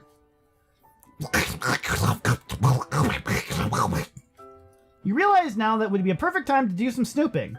Around the room are various items to look closer at. Each item seems to radiate memories and emotion. Tap on an item to discover more about the Colonel. Okay, this Schlick Pang. You don't like coleslaw? Coleslaw is eh. Gonna talk to the manager. Lol. I feel reading this manga is just gonna make you love Jack even more. Oh yeah, I'll see what happens. You notice a very realistic stuffed chicken sitting on the counter table. When you pick it up, you realize it isn't just realistic, it's real. Taxidermy must have been important to Colonel Sanders when it was alive. A little note clipped to the chicken's foot read, "The true taste of bird, the great state of Kentucky." Tap on an item to discover more about the Colonel. Take a closer look at a large urn sitting on top of a nearby pedestal. There's a plaque on it. It's dusty, but when you wipe it off, you can read the inscription.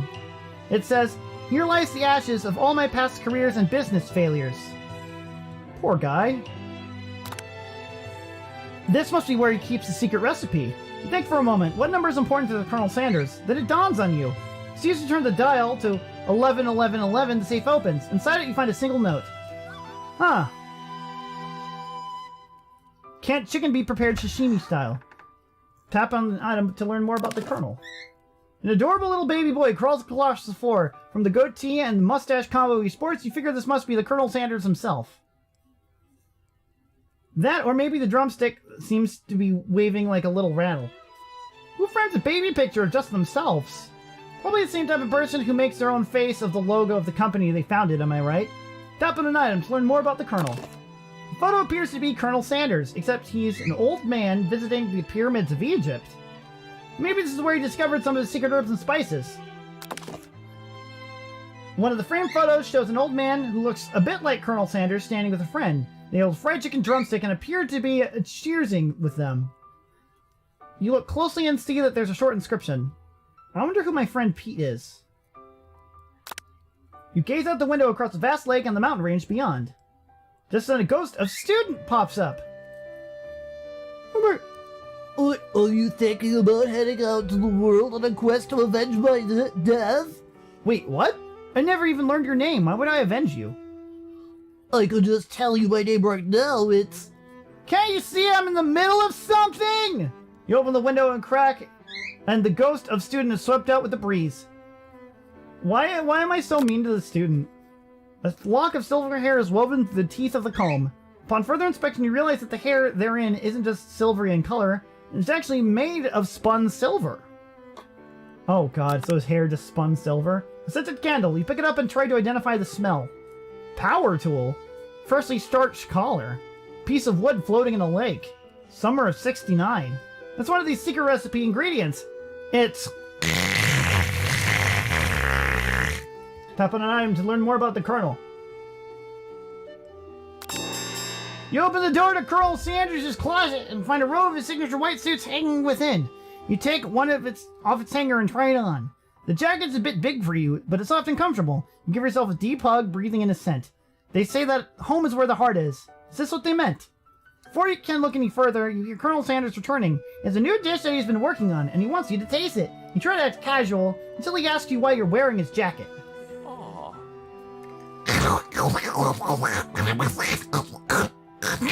You think it looks good on me? Thank you. Oh crap, the jacket! Forgot to take it off. You fess up and tell the truth. Let's do that. You confess. I think I've developed feelings for you.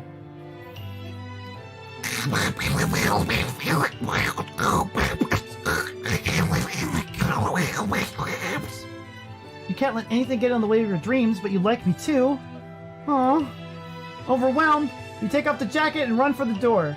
But the thought of leaving Colonel in the midst of such an emotional breakthrough gives you pause. You stop yourself. Colonel? I honestly think it might be the beginning of something wonderful. I think you're right. We should take things slow. You talk late into the night and drift off into slumber. Dream sequence!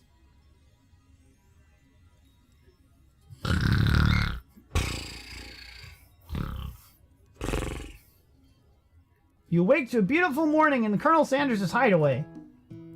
Did you make the right decision on how to respond to Colonel Sanders? Only time will truly tell. Today is a day that can change the rest of your life. You think about the new secret ingredient you just learned about.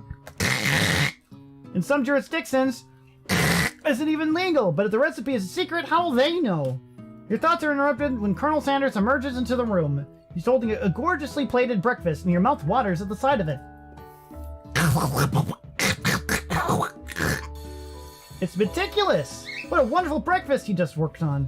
You taste Colonel Sanders' food, and it takes you on a journey. When you return, he's waiting to ask you an important question. Wait, us? The perfect match? How presumptuous!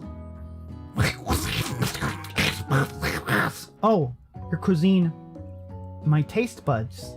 Such confidence. Such grace. Could it be the world's greatest gift to cookery? Let's just flatter him, why not? Secret ingredient is crime. Something. I don't see why I wouldn't flatter him right now. I've been so incredibly obsessed with him, so let's just do it. That's what the character wants to do. You know, I think we might be a great team. A single tear begins to pull in the corner of his eye as he gazes out the window. And with the right...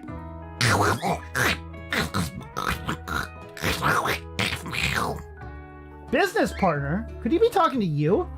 It's all happening so quickly! Overcome with emotion and confused by your feelings, you're on the verge of tears, unable to speak. The only answer you can find is to run out the door and get home. There's still one more day of school after all. The University of Cooking School, Academy for Learning awaits for no one. You get home to find something very surprising. Your best friend is there waiting for you. Oh, where have you been?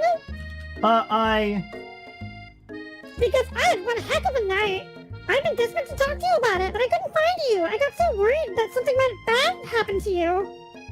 It's okay, I was just... But now it turns out you're fine. I can finally get up to speed on the saga of Miriam. Well, sure, but... You will not believe what happened to me after school yesterday. I went on a date. I think I can believe that. So they've been partnered up with a client. He asked me to go out with him. Of course I told him you better keep your dials turned to polite and be respectful. I'm not that kind of girl. But he was just interested in spending some one-on-one time together and getting to know me, so I said, yeah, sure, I can get to know the little metallic guy. Long story short, he took me skydiving with his friends, but things quickly spiraled out of control. Did you say skydiving as if that's a typical first date thing to go on? With a talking pressure cooker? And now I'm not really sure where we stand. You don't give Miriam time to tell her whole story, however. Bottling up the details of your own night is just too much to hear. Too much to bear. You know, and I went on a date too! Back to Colonel Sanders' house where I spent the night with him. You what? But nothing happened. But the emotional connection, wowzers! Miriam tells you to move on from this whole Colonel Sanders obsession and focus on school. If being obsessed with Colonel Sanders is wrong, you don't want to be right. After a short argument, you both agree to go your separate ways. When you arrive at school, you encounter your rivals in the quad. You can tell from a distance that they're picking on Pop, though he himself might not quite grasp that fact. Because, you know, he's Pop. What's a swirly, whirly, girly, lurly? It sounds delicious. Oh, God. Oh, it's great. I'll order you up right away. Why, sure. I'll have my swirly, whirly, girly, girly with sprinkles, please. Sprinkles is a dog and a treat. You can get your swirly dipped too. Hey, why don't you pick on someone your own size? He doesn't even know what a swirly is. Because I'm literally the biggest person at school and I can pick on anyone. There is that horse that Colonel Sanders rides to school, but I would dare become such a gentle and beautiful creature. You've got some nerve, Betty, suggesting I pick on a defenseless horse. But you're twisting my words, and I won't have it! You clench your fist, but the injury from yesterday's mixer accident makes you wince with pain. Doesn't look like you go on cooking like that. Might as well just give up. I'll never give up. Ever! Colonel Sanders arrives just as it appears things are going close to boiling over. A naturally intuitive person, he senses that something has been going on.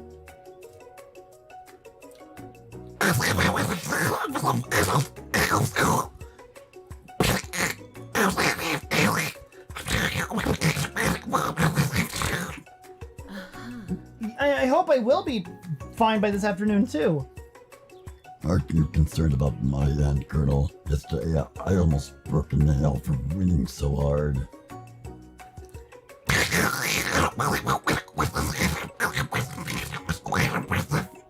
Yeah, winner wasn't decided. I guess her presentation was good, though. What is he doing complimenting her anyway? But what about the flavor of my delicate, warm, gooey chocolate sauce?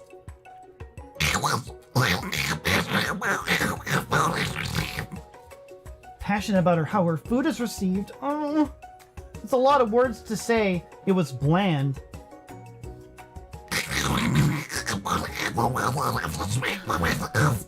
Yeah, I'm sorry. I just like reiterating the things you're saying out loud sometimes because my brain don't work too good and I want to hear it again for myself.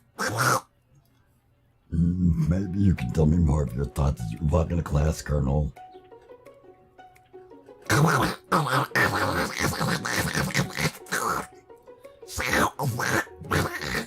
See you inside, Colonel, where we'll talk about more fine foods. Annoyed by Colonel Sanders' inability to see Ashley for who she really is, you walk across the quad to get some distance. In an attempt to distract yourself from how slighted you feel by the interaction with Ashley, you take out the spellbook you recovered yesterday and start flipping through the pages. Wow, what's that book? It looks like bad news. It's just something I found lying around. It would appear to be some sort of grimoire, but I don't really believe in magic stuff. A grimoire? Like a book of spells? I don't know. Who spent so much time decorating a magic book and weren't really powerful? I can think of one surefire way to find out. You open a page covered with arcane warnings, cast only in case of extreme emergency, it says around the edges of the page. I could use this spell here that says it will erase anyone I choose from all my memories. If I scrub out Colonel Sanders, it'll probably help me focus better on the upcoming final exam. That is way drastic. Couldn't you, like, do something else, like anything else, not rooted in dark magic? Maybe tie a string around your finger? Okay, fine, it is drastic, and I think I might be an insane person for even having my brain drift to that. But desperate times call for desperate measures. No, they do not. But I still will go on this little track just to look at the grimoire a bit more. You've got a memory erasing spell sitting right there in front of you, and a pretty good excuse to try it out. No! Take your friend's advice and put the book away. It's almost time for class. Sprinkles is already in the room, waiting for the students to arrive. He clears his voice to make a quick announcement. I want you all to know I feel something of a dark moment coming on, but I assure you it's nothing to be afraid of. His cute little nose scrunches up and begins to breathe quickly. He must be hungry. Reaches for some old homework to give him as a snack. Dogs can be rather unpredictable, especially Sprinkles. Wait and see what happens. Why would I give him old homework as a snack? I'm just gonna wait to see what happens. Sprinkles stops in his tracks. He focuses in on the window. The room is deadly silent. When you follow his gaze, you see a tiny orange squirrel perched on the cherry tree outside. Sprinkles turns feral and runs to the window of the classroom. He begins barking uncontrollably at the squirrel outside. Terrence! I told you never to come back here, Terrence! I will destroy you, Terrence! Sprinkles is barking ferociously, drool flying off his face. Squirrel looks over, but it doesn't say anything back. You wonder, is that even a talking squirrel? Who named him Terrence? You'd better not show your chubby cheeks around here ever again! After Sprinkles is satisfied that his presence has been felt not only by Terrence, but any other squirrel in hearing distance, he returns to its professional tone. I apologize for the outburst. This actually brings up an important point. Thank you, Biddy, for reminding me to dole out this indispensable bit of wisdom. You see... But before you can go any further, Miriam's love drama spills over into the class. Sprinkles is interrupted by words and sparks coming from the back of the room. I told you to save it for after class. You think I wanted to be thrown from a plane strapped to a stranger? Miriam and Clank appear to be arguing, but you still haven't learned to speak Clank's language of mechanical noises. But you can understand Colonel Sanders is just fine, so I don't really get what your big deal is, main character. I mean, where?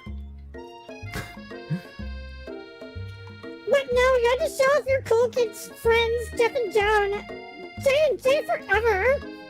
Or just form a triangle and then arrows meet the sand. Triangles are the strongest shape, don't you know?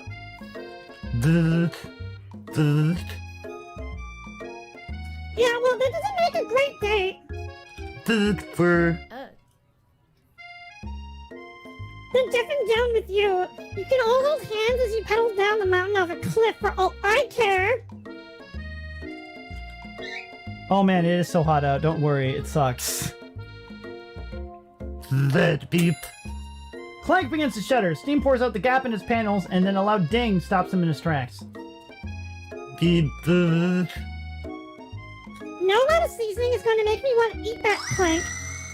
Clank burps out a completely deep-fried sneaker. Considering that he himself has wheels, not feet, it's not entirely clear where it came from. In terms of his deep-fried footwear, I guess it looks okay. Clank slowly rolls out the room to be alone with his shoe. Everyone tries to pretend like they didn't see that entire thing go down. Nothing like a loud public breakup to cast a pall over the final day of school. Well, that was unfortunate.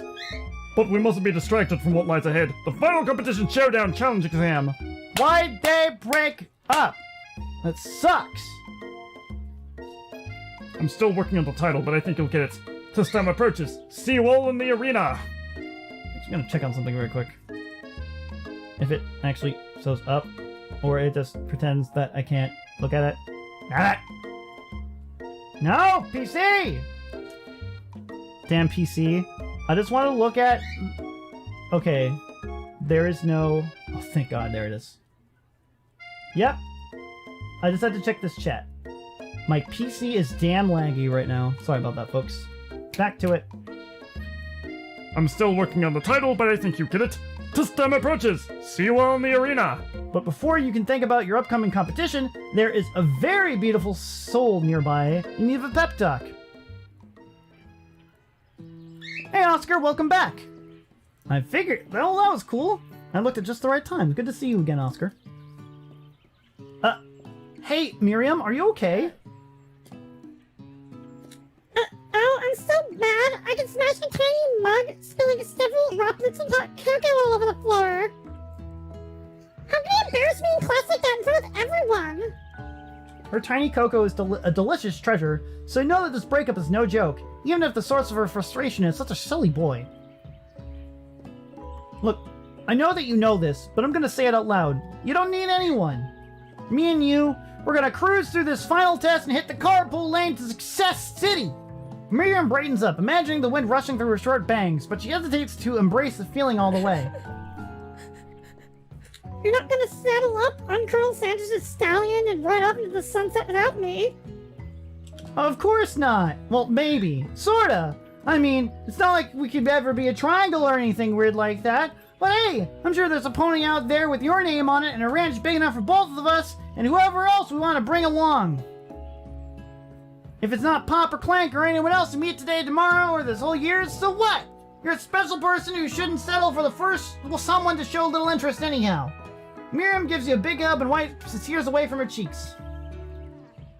I should really review my menu for today. I'm going to make a very special soup. And I bet that Professor Dog is gonna love it up. While you were pep talking Miriam, you completely missed lunch, but that's okay, because you had a better idea of how to spend the time before your exam. You decided to head into the arena early to practice a dish. Unless I can't actually touch the game. Oh my god, there it is. This is it! The location of your final challenge! A test of will! A test of courage! A test of talent! And a chance to beat the pants off Van as opposed to Man and his eviler counterpart Ashley. As planned, you begin to run through a quick test of recipes you've been working on. Biddy's famous chicken pot pie. After practicing for months, making the dish comes second nature to you, and you're quickly able to find a fresh pot pie in the oven. But as soon as you do, your cram session is interrupted by Colonel Sanders.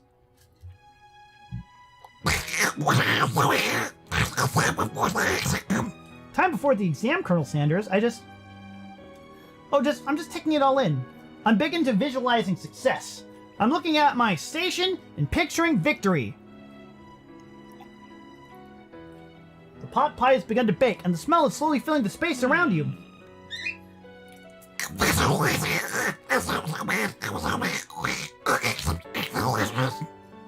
You'd usually happily share your food with anyone who was hungry, but the last time you let Colonel Sanders get in your head, it cost you a cook-off. You decide that it's time to put your cooking above your romantic desires, but that decision gets hard to stick to when the oven timer goes out behind you. Ignore it like there is no sound at all. Fess up about your practice dish.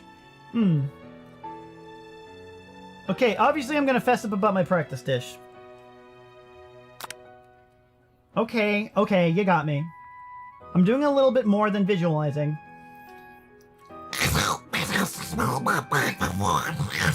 Your nose is that good to smell from 400 yards away a pot pie? Jeez.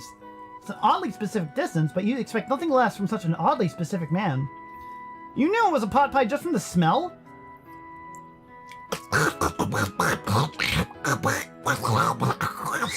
Even you noticed the all-butter crust?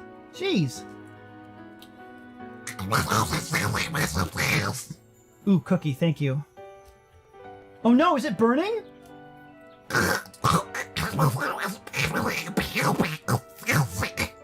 TLC? I don't like that network. Oh, Tender Love and Care, got it. Oh, the Learning Channel. Never mind.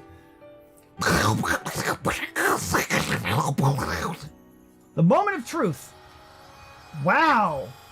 Wow.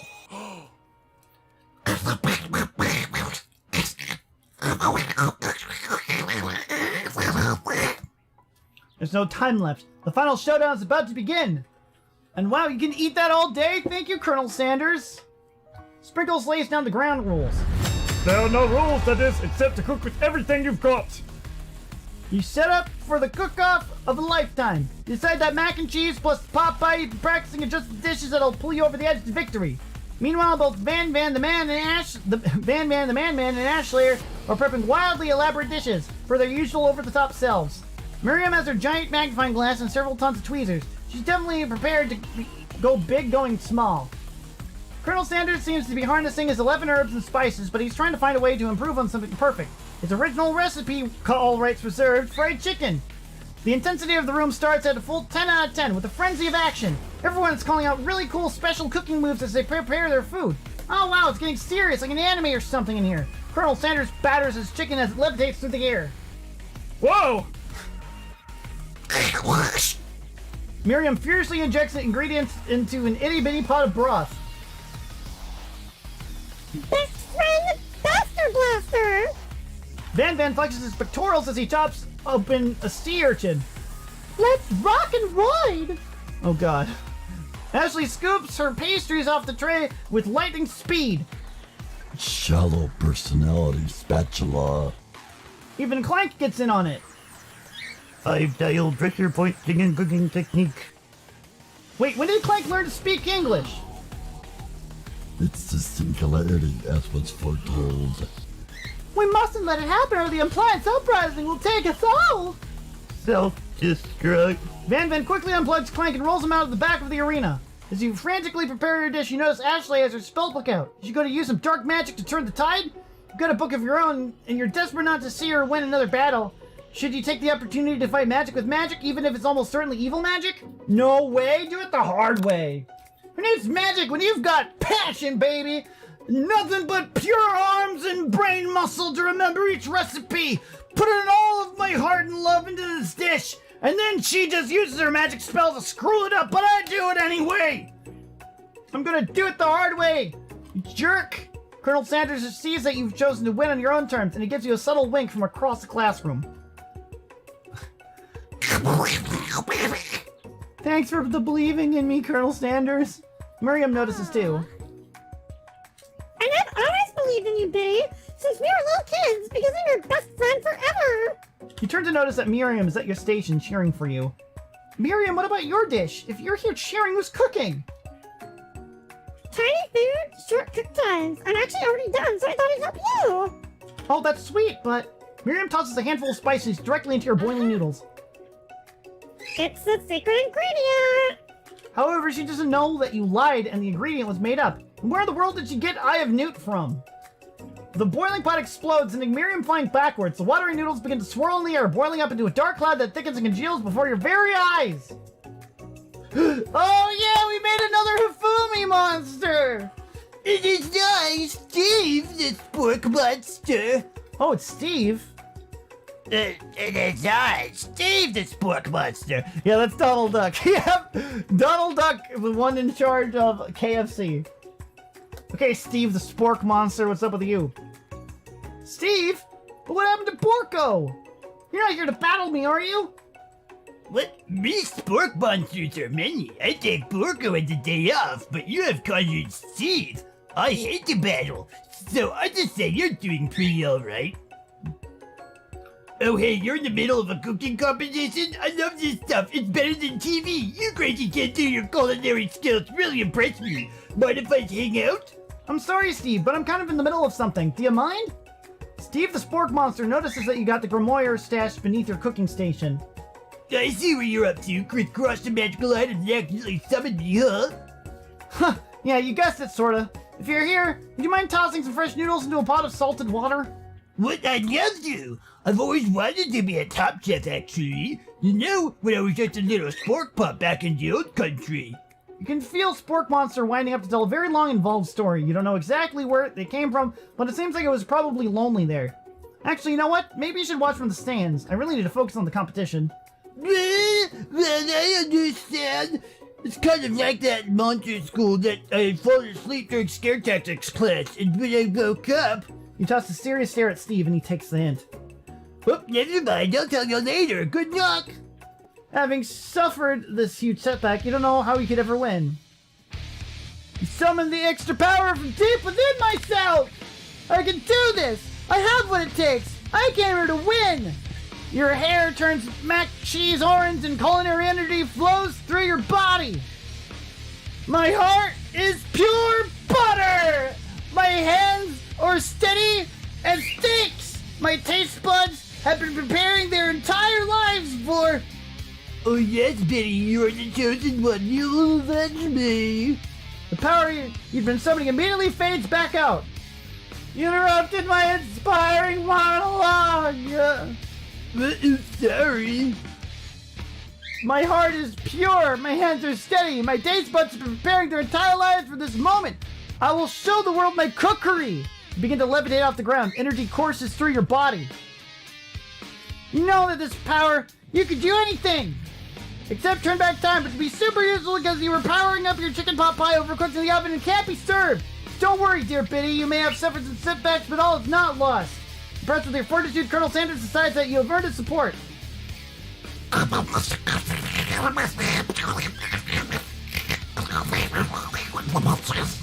Yes, I have been thinking on my feet. And each punch I get rolled with! He steps up to your station and stands right beside you. Oh, my bird's getting scared when I scream. Yeah. Oh, they're fine, though. All you've managed to make is mac and cheese, and the time's almost up, so you're gonna need it. Thank you, Colonel Sanders. But what about the test? What happened to you? What about the rules?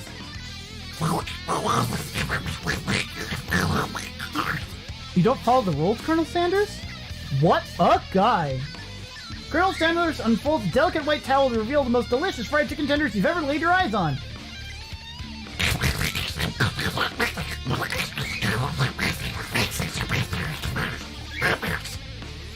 So, different combinations can surpass, like, the sum of their parts?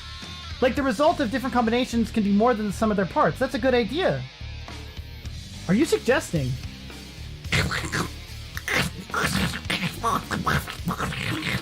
Time's up, students! Your time expired. It's the moment everyone's been waiting for. You must now prepare to present your dishes. A handful of students stand tall, but the class seems incomplete. Seems like we're missing some students. Pop! Clink! From off screen, you hear a pure innocent giggle that can only come from one of the students. I'm flying. It sounds like it's coming from that bloom closet over there. Miriam, would you terribly mind finding out what's wrong with Pop? Inside the closet, you see Pop hanging on a broom hook by the elastic of his underpants. Pop, get down from there right now! Let me guess, did Van have something to do with this? When someone asks for a wedgie, who am I to refuse? Look, I thought a wedgie was a salad. It looks like Pop is eliminated from the challenge, seeing how he didn't cook anything. I'm not going to eliminate the other guy, though, who put him in there in the first place, because I am cruel. I can't feel my legs. May I be excused? Oh, yep, sure.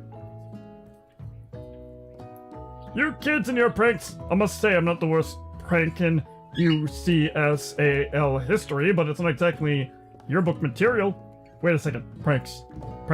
Clank! Where'd that pressure cooker roll off to? You wait to hear a signature word beep and an onomatopoeia, but there's none. Somehow he must have gotten unplugged, I guess. We have to figure that out later. That leaves only 4 remaining students. Please collect your final projects. Yes, it has been a long semester. Wow, 3 days long. But after days of hard work, the time has come for me to eat! Miriam, please step forward. Now describe your dish. I've made tender udon noodles and a savory soup. My word, it's so delicate. If that teeny tiny Naruto Maki I spy floating in this itsy bitsy bowl, amazing too! Oh, yes, chef. Please call me Sprinkles. Chef is my father's name. Yes, Sprinkles, and some green tea made from baby tea leaves that I picked myself. Sprinkles carefully sniffs around the dish before opening his mouth and letting just the tip of his pink dog tongue tip into the bowl. Ah, sublime! Would anyone else like a taste? Oh, come on, I'm not one of those dogs who doesn't floss. I even have a really cute electric toothbrush for dogs. Oh, fine, I'll enjoy it all by myself then. In a flash, the entire meal has been devoured. Not that it took much, it was less than a thimble's worth of soup. A+. Rarely do I taste a dish with as much love poured into it as yours. Miriam is overjoyed. She gives you a huge hug. Thank you, Biddy, for helping me to believe in myself. Van, you're up. Now describe your dish. I made beauty of a smooth egg custard and an axe-skimmed urchin shell topped with caviar. Did you skewer one type of urchin with spines from a second differently colored type of urchin? Yes, Sprinkles. A bit much, don't you think? That's exactly why I did it. A bit much is kind of my brand. Doesn't it look cool? Sprinkles leans in to sniff the uni, but he can't get his nose close enough on account of all the spikes. He begins to paw it erratically, causing the custard to slosh around. Woof, woof, woof. Please be gentle with my cuisine. Finally, Sprinkles goes all in, tongue first, but he can't get past the needles. He reels back his tongue as it's poked and prodded. My tongue. The professor appears to be having an allergic reaction to the sting. I can't eat this. It keeps poking my tongue. Disqualified. A stunning turn of events. Who would have thought that serving food in a bowl made of needles could make it difficult to eat? Dejected, Van does not go gentle into the night. Disqualified for glamour? Don't discount simplicity. This isn't the last you've heard of me. Before forcing us to endure a swollen tongue for another moment, Sprinkles graciously laps up a bowl of milk. Nope, I know. Yeah, I'm a dog and I drink milk. Get over it. Sometimes it helps calm my agitated tongue. Next student, Ashley. Time to set up. Now describe your dish. I made orange blossom Turkish delight in a light rosewater syrup, topped with French marinade and connected by sugar glass. It actually doesn't sound too bad. Indeed, it's quite delightful. However, I'd ask you please refrain from eating it or attempting to taste it in any way. It's very fragile and meant to be a display piece. What? Don't eat the food? At a cooking school? Got those in your ears or something, Biddy? I told you, it's a display piece. Ashley, I must say, it is beautiful. However, this is a cooking competition at a cooking school. Yeah, which is why I cooked it and did an extremely good job cooking it too. I didn't realize that we were having an eating exam. If I wanted to be just on eating, I'd go to the College of Eating School for the Hungry. Yep, it's Lin Hu. I suppose you could smell it if you absolutely insisted, but don't breathe too hard. You might disrupt the sugar spiral. If the food cannot be eaten, it cannot be judged. You are disqualified. Rage overtakes Ashley and she finally cannot keep her two-faced routine up. You wouldn't know I had cuisine if it cooked you. And with that, Ashley storms off to rededicate herself to being the best, but this time without being shackled to trying to be fake nice and liked by everyone. This isn't the last you've heard of me either. If this class gets much smaller, I'll be teaching myself. You and Colonel Sanders, the final cooks, step up together. Two chefs. What began as a bowl of delicious mac and cheese examines it closely, sniffing and eyeing the bowl. Uh-oh, I don't have a good feeling about this. From somewhere in the room, a literal drum roll plays. Just when I thought I'd seen everything in this kitchen, you give me this thing. And completely blow me away. In my 49 dog years of life, I have never tasted anything so delicious and perfectly balanced. It's so delicious, in fact, that everyone passes the class. You pass, and you pass, and you get a pass. Everyone gathers around and partakes of the mac and cheese bowl. They all seem to transcend this reality into another dimension. You win! Together you and Colonel Sanders have made a new menu item. The new menu item is so impressive that even Van and Ashley are drawn back by its magnificent fragrance. When they gaze upon your mac and cheese bowl, they admit that you are indeed an excellent chef. Sprinkles declares that you have passed. Everyone has passed. There were supposed to be more battles, but come on, how could they be better than this one? Now that the school year is complete and everyone has graduated, the students return from one last assignment to get the groove on. The cafeteria has been completely redecorated in order to serve as the site of the school's graduation dance. Compared to the massive high-tech cooking arena, the humble decor seems downright cute and cozy. DJ Dog is in the house! Oh man, ice down my shirt? That'd be so helpful right now. It's so hot here, thank you. You knew that Sprinkles is a master chef, but also a world-renowned turntablist. Who says you can't teach an old dog new tricks? Van and Ashley tell everyone that they've committed themselves to righting the wrongs they did while they were villains. Also, holy crap, they actually have a costume change? That's really cool for this game. For a moment, you actually believe them. Not another haunting. No ghosts allowed at graduation. It's clearly written in the school's bylaws. I actually never was a ghost. It was all a trick to get you to finally notice me. Oh, amusing. And now that everyone is together... It's the Spork Monster! He has totally mellowed out. Steven, this Spork Monster is no more. From here on out, I prefer that everyone refer to me by my new name, the Party Monster. Students try to finish what he had to say, but everyone's too wrapped up talking to Party Monster. Dejected student walks off.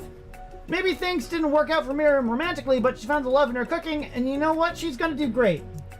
The red carpet rolls out across the floor of the bathroom. It's like a Hollywood movie premiere. Who can command such an entrance? It's Pop! Late to the dance, but apparently for good reason. Walking the carpet, you see perched atop his dirty chef's hat. Wait, a crown? Welcome back, Pop. I know you weren't able to complete the final exam and accept your diploma, so we had it mailed directly to your father. We figured it was the least we could do for the school's dean. Oh, now I get it. And we get a new wing on the school, not to mention the honor of educating the son of the chancellor of such and such.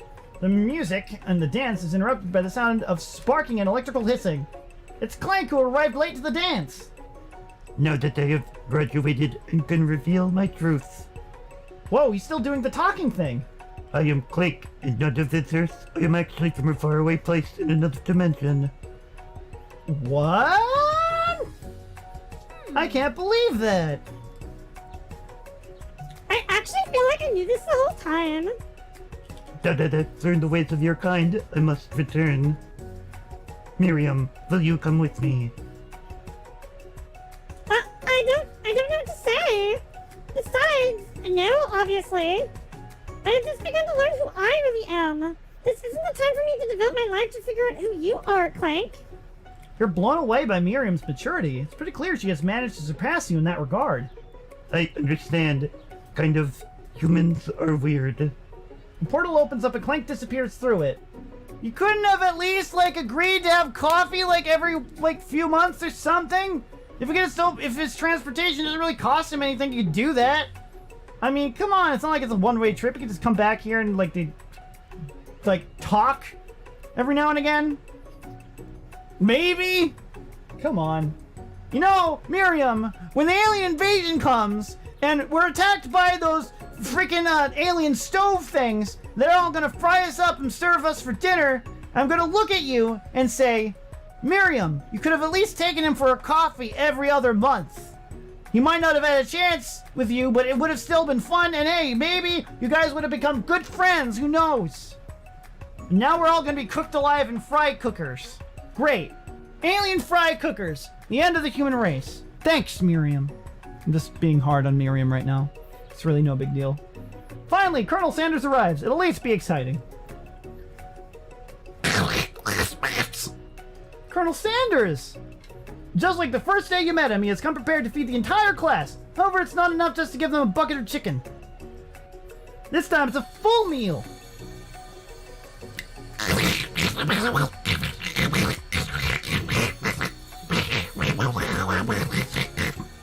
So wait, you're just reminding us to buy your chicken?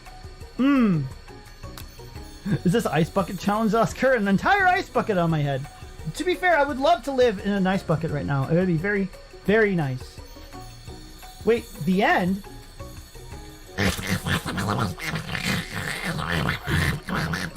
And that's it. This reminds us to buy his chicken. No, it's not the end. Everyone feasts on the delicious chicken dinner. Colonel Sanders finds you sitting at the edge of the dance floor.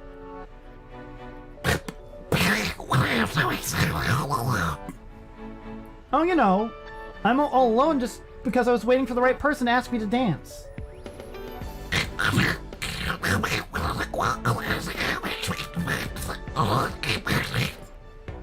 What are the qualities in such a lucky person as that?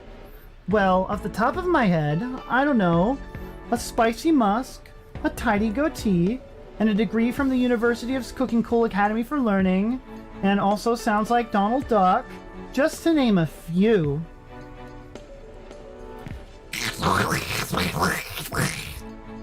Yes. Yes! I would love to dance with you, Colonel Sanders. As you glide across the dance floor, hand in hand with Colonel Sanders, the future stretches out in front of you.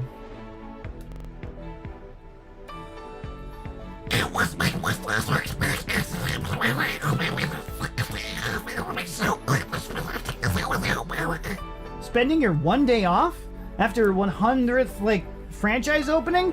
I'd love to! How sweet! We'll work together and play together! Colonel Sanders stops dead in his tracks.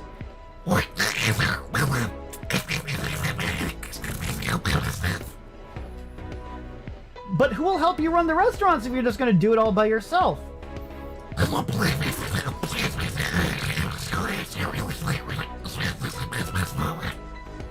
Running restaurants my time at school here, what? Could it be? You found a love connection but failed to earn Colonel Sanders' respect as a chef? Can you live with only half of him? Will you be able to endure sharing him with his other love, the life of an entrepreneur? I suppose I could enroll at pastry school.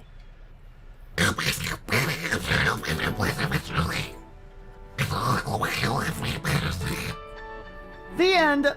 Hey, that's perfect! We don't all have to be a part of the same industry, why not? He'll have his passion, he'll come home, and then we'll have our passion, and then we'll just have some fun. There we go. Snowball cannon, I would love that. I've never seen snow. Thank you, Colonel San.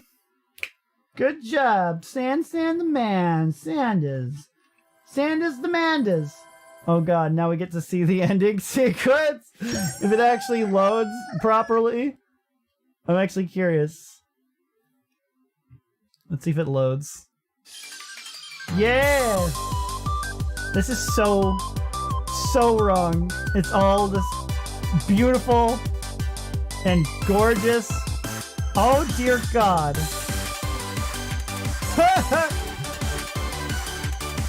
Oh god, look at all this.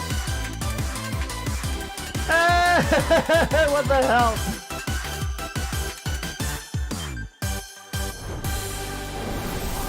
Holy shit.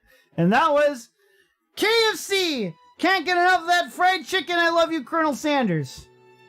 I know. Oh, that was fun. Oh, that was fun. Thanks again, everyone, for sticking around. Brand new Road and Echo. Next week, it is either going to be... Okay, whoever the new character is going to be in Echo, it's most likely going to be Leo. We're probably going to be doing Leo. And then we're going to see if we have a reason to go over to... the kitty, You know, this guy! Or should I do this guy next week? The cat's voice from Echo. I'm trying to think if I should do him next week or what. I guess we'll find out, huh? I might just go for that, even though I haven't had a story reason to. I might just go to talk to him because I like his voice. Find out exactly what goes on with him, what makes him tick. And then we can do Leo later, because I know Leo is the obvious choice. The obvious first choice to do. I thought it'd be interesting to do that choice last-ish or something. Anyway, I'm glad that we managed to get through this all in one day. Oh, yeah? Kentucky Fried Chicken, Neko GC, oh no. You know, that reminds me, there's going to be a Nekojishi Switch game. That is so weird. It's so weird seeing the Nekojishi Switch game. Hopefully it goes well. Leo and Leopard. Oh yeah, Leo. Leo is This guy from Echo. Anyway, we'll find out what that route is going to be. You vote yes? Okay, cool. So, we'll do this guy! We'll do the cat. The cat from Echo, just because, yes. And yeah, see you guys in more Echo next Friday! We're also going to have a Splatfest with Splatoon 2. And yeah, thanks again to Doggy Gamer. In fact, let me get that thing going. Doggy Gamer was the one who suggested this. I didn't really get this from Doggy as part of a purchase, but it was really more of just a fun free thing that he told me about. So yeah, Doggy Gamer. There we go. Thanks again to Doggy Gamer. Hold on, look at that flash. Doggy Gamer, thank you. Thank you for suggesting this game. It was really cool, and I can't wait until next time, where we get to play more stuff like this. Hell yeah. This is kind of in the middle there. There we go. But I can never have too much leopard voice. Yep, leopard voice. Awesome. Anyway, yeah, that was cool. And we had a fun day today, honestly. Today was a fun day. Might have had a hard time starting, but I liked it. And let me take a look on the D-Live. Okay, so D-Live points, yeah, they're fine. They'll be distributed later, next week. And, yeah. See you guys around, and that is basically it. And, who's out? Rad's out. Take it easy, everybody. See you around. I'm gonna have some good time relaxing and just chilling today. And yeah, honestly, today's rad art is amazing and I love it.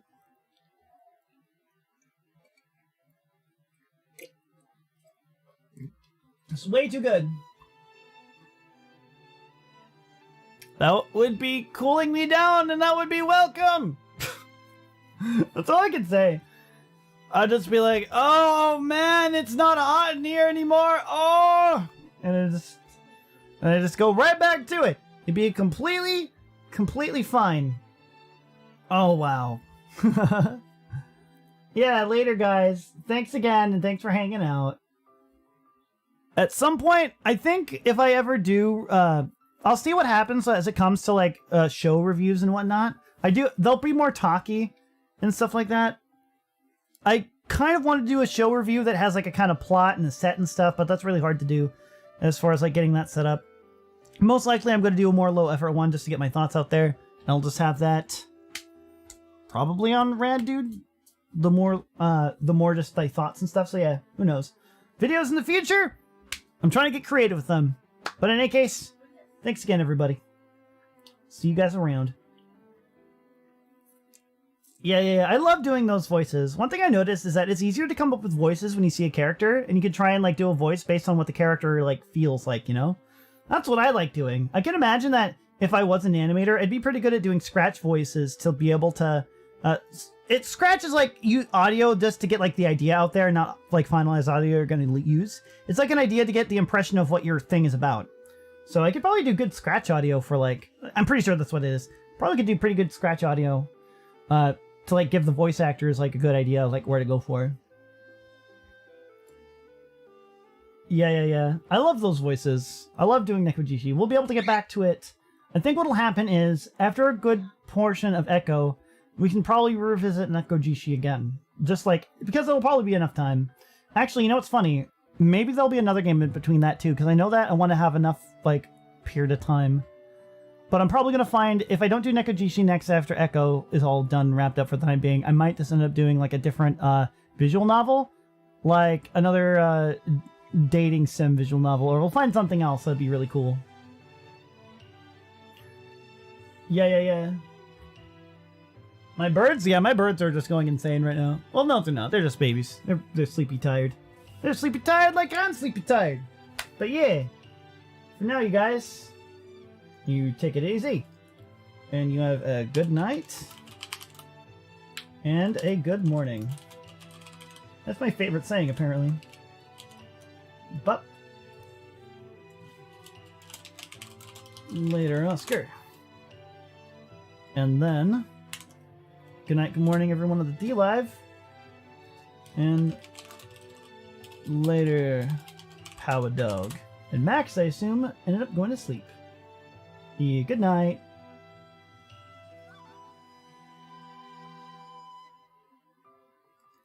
And sleep tight, too.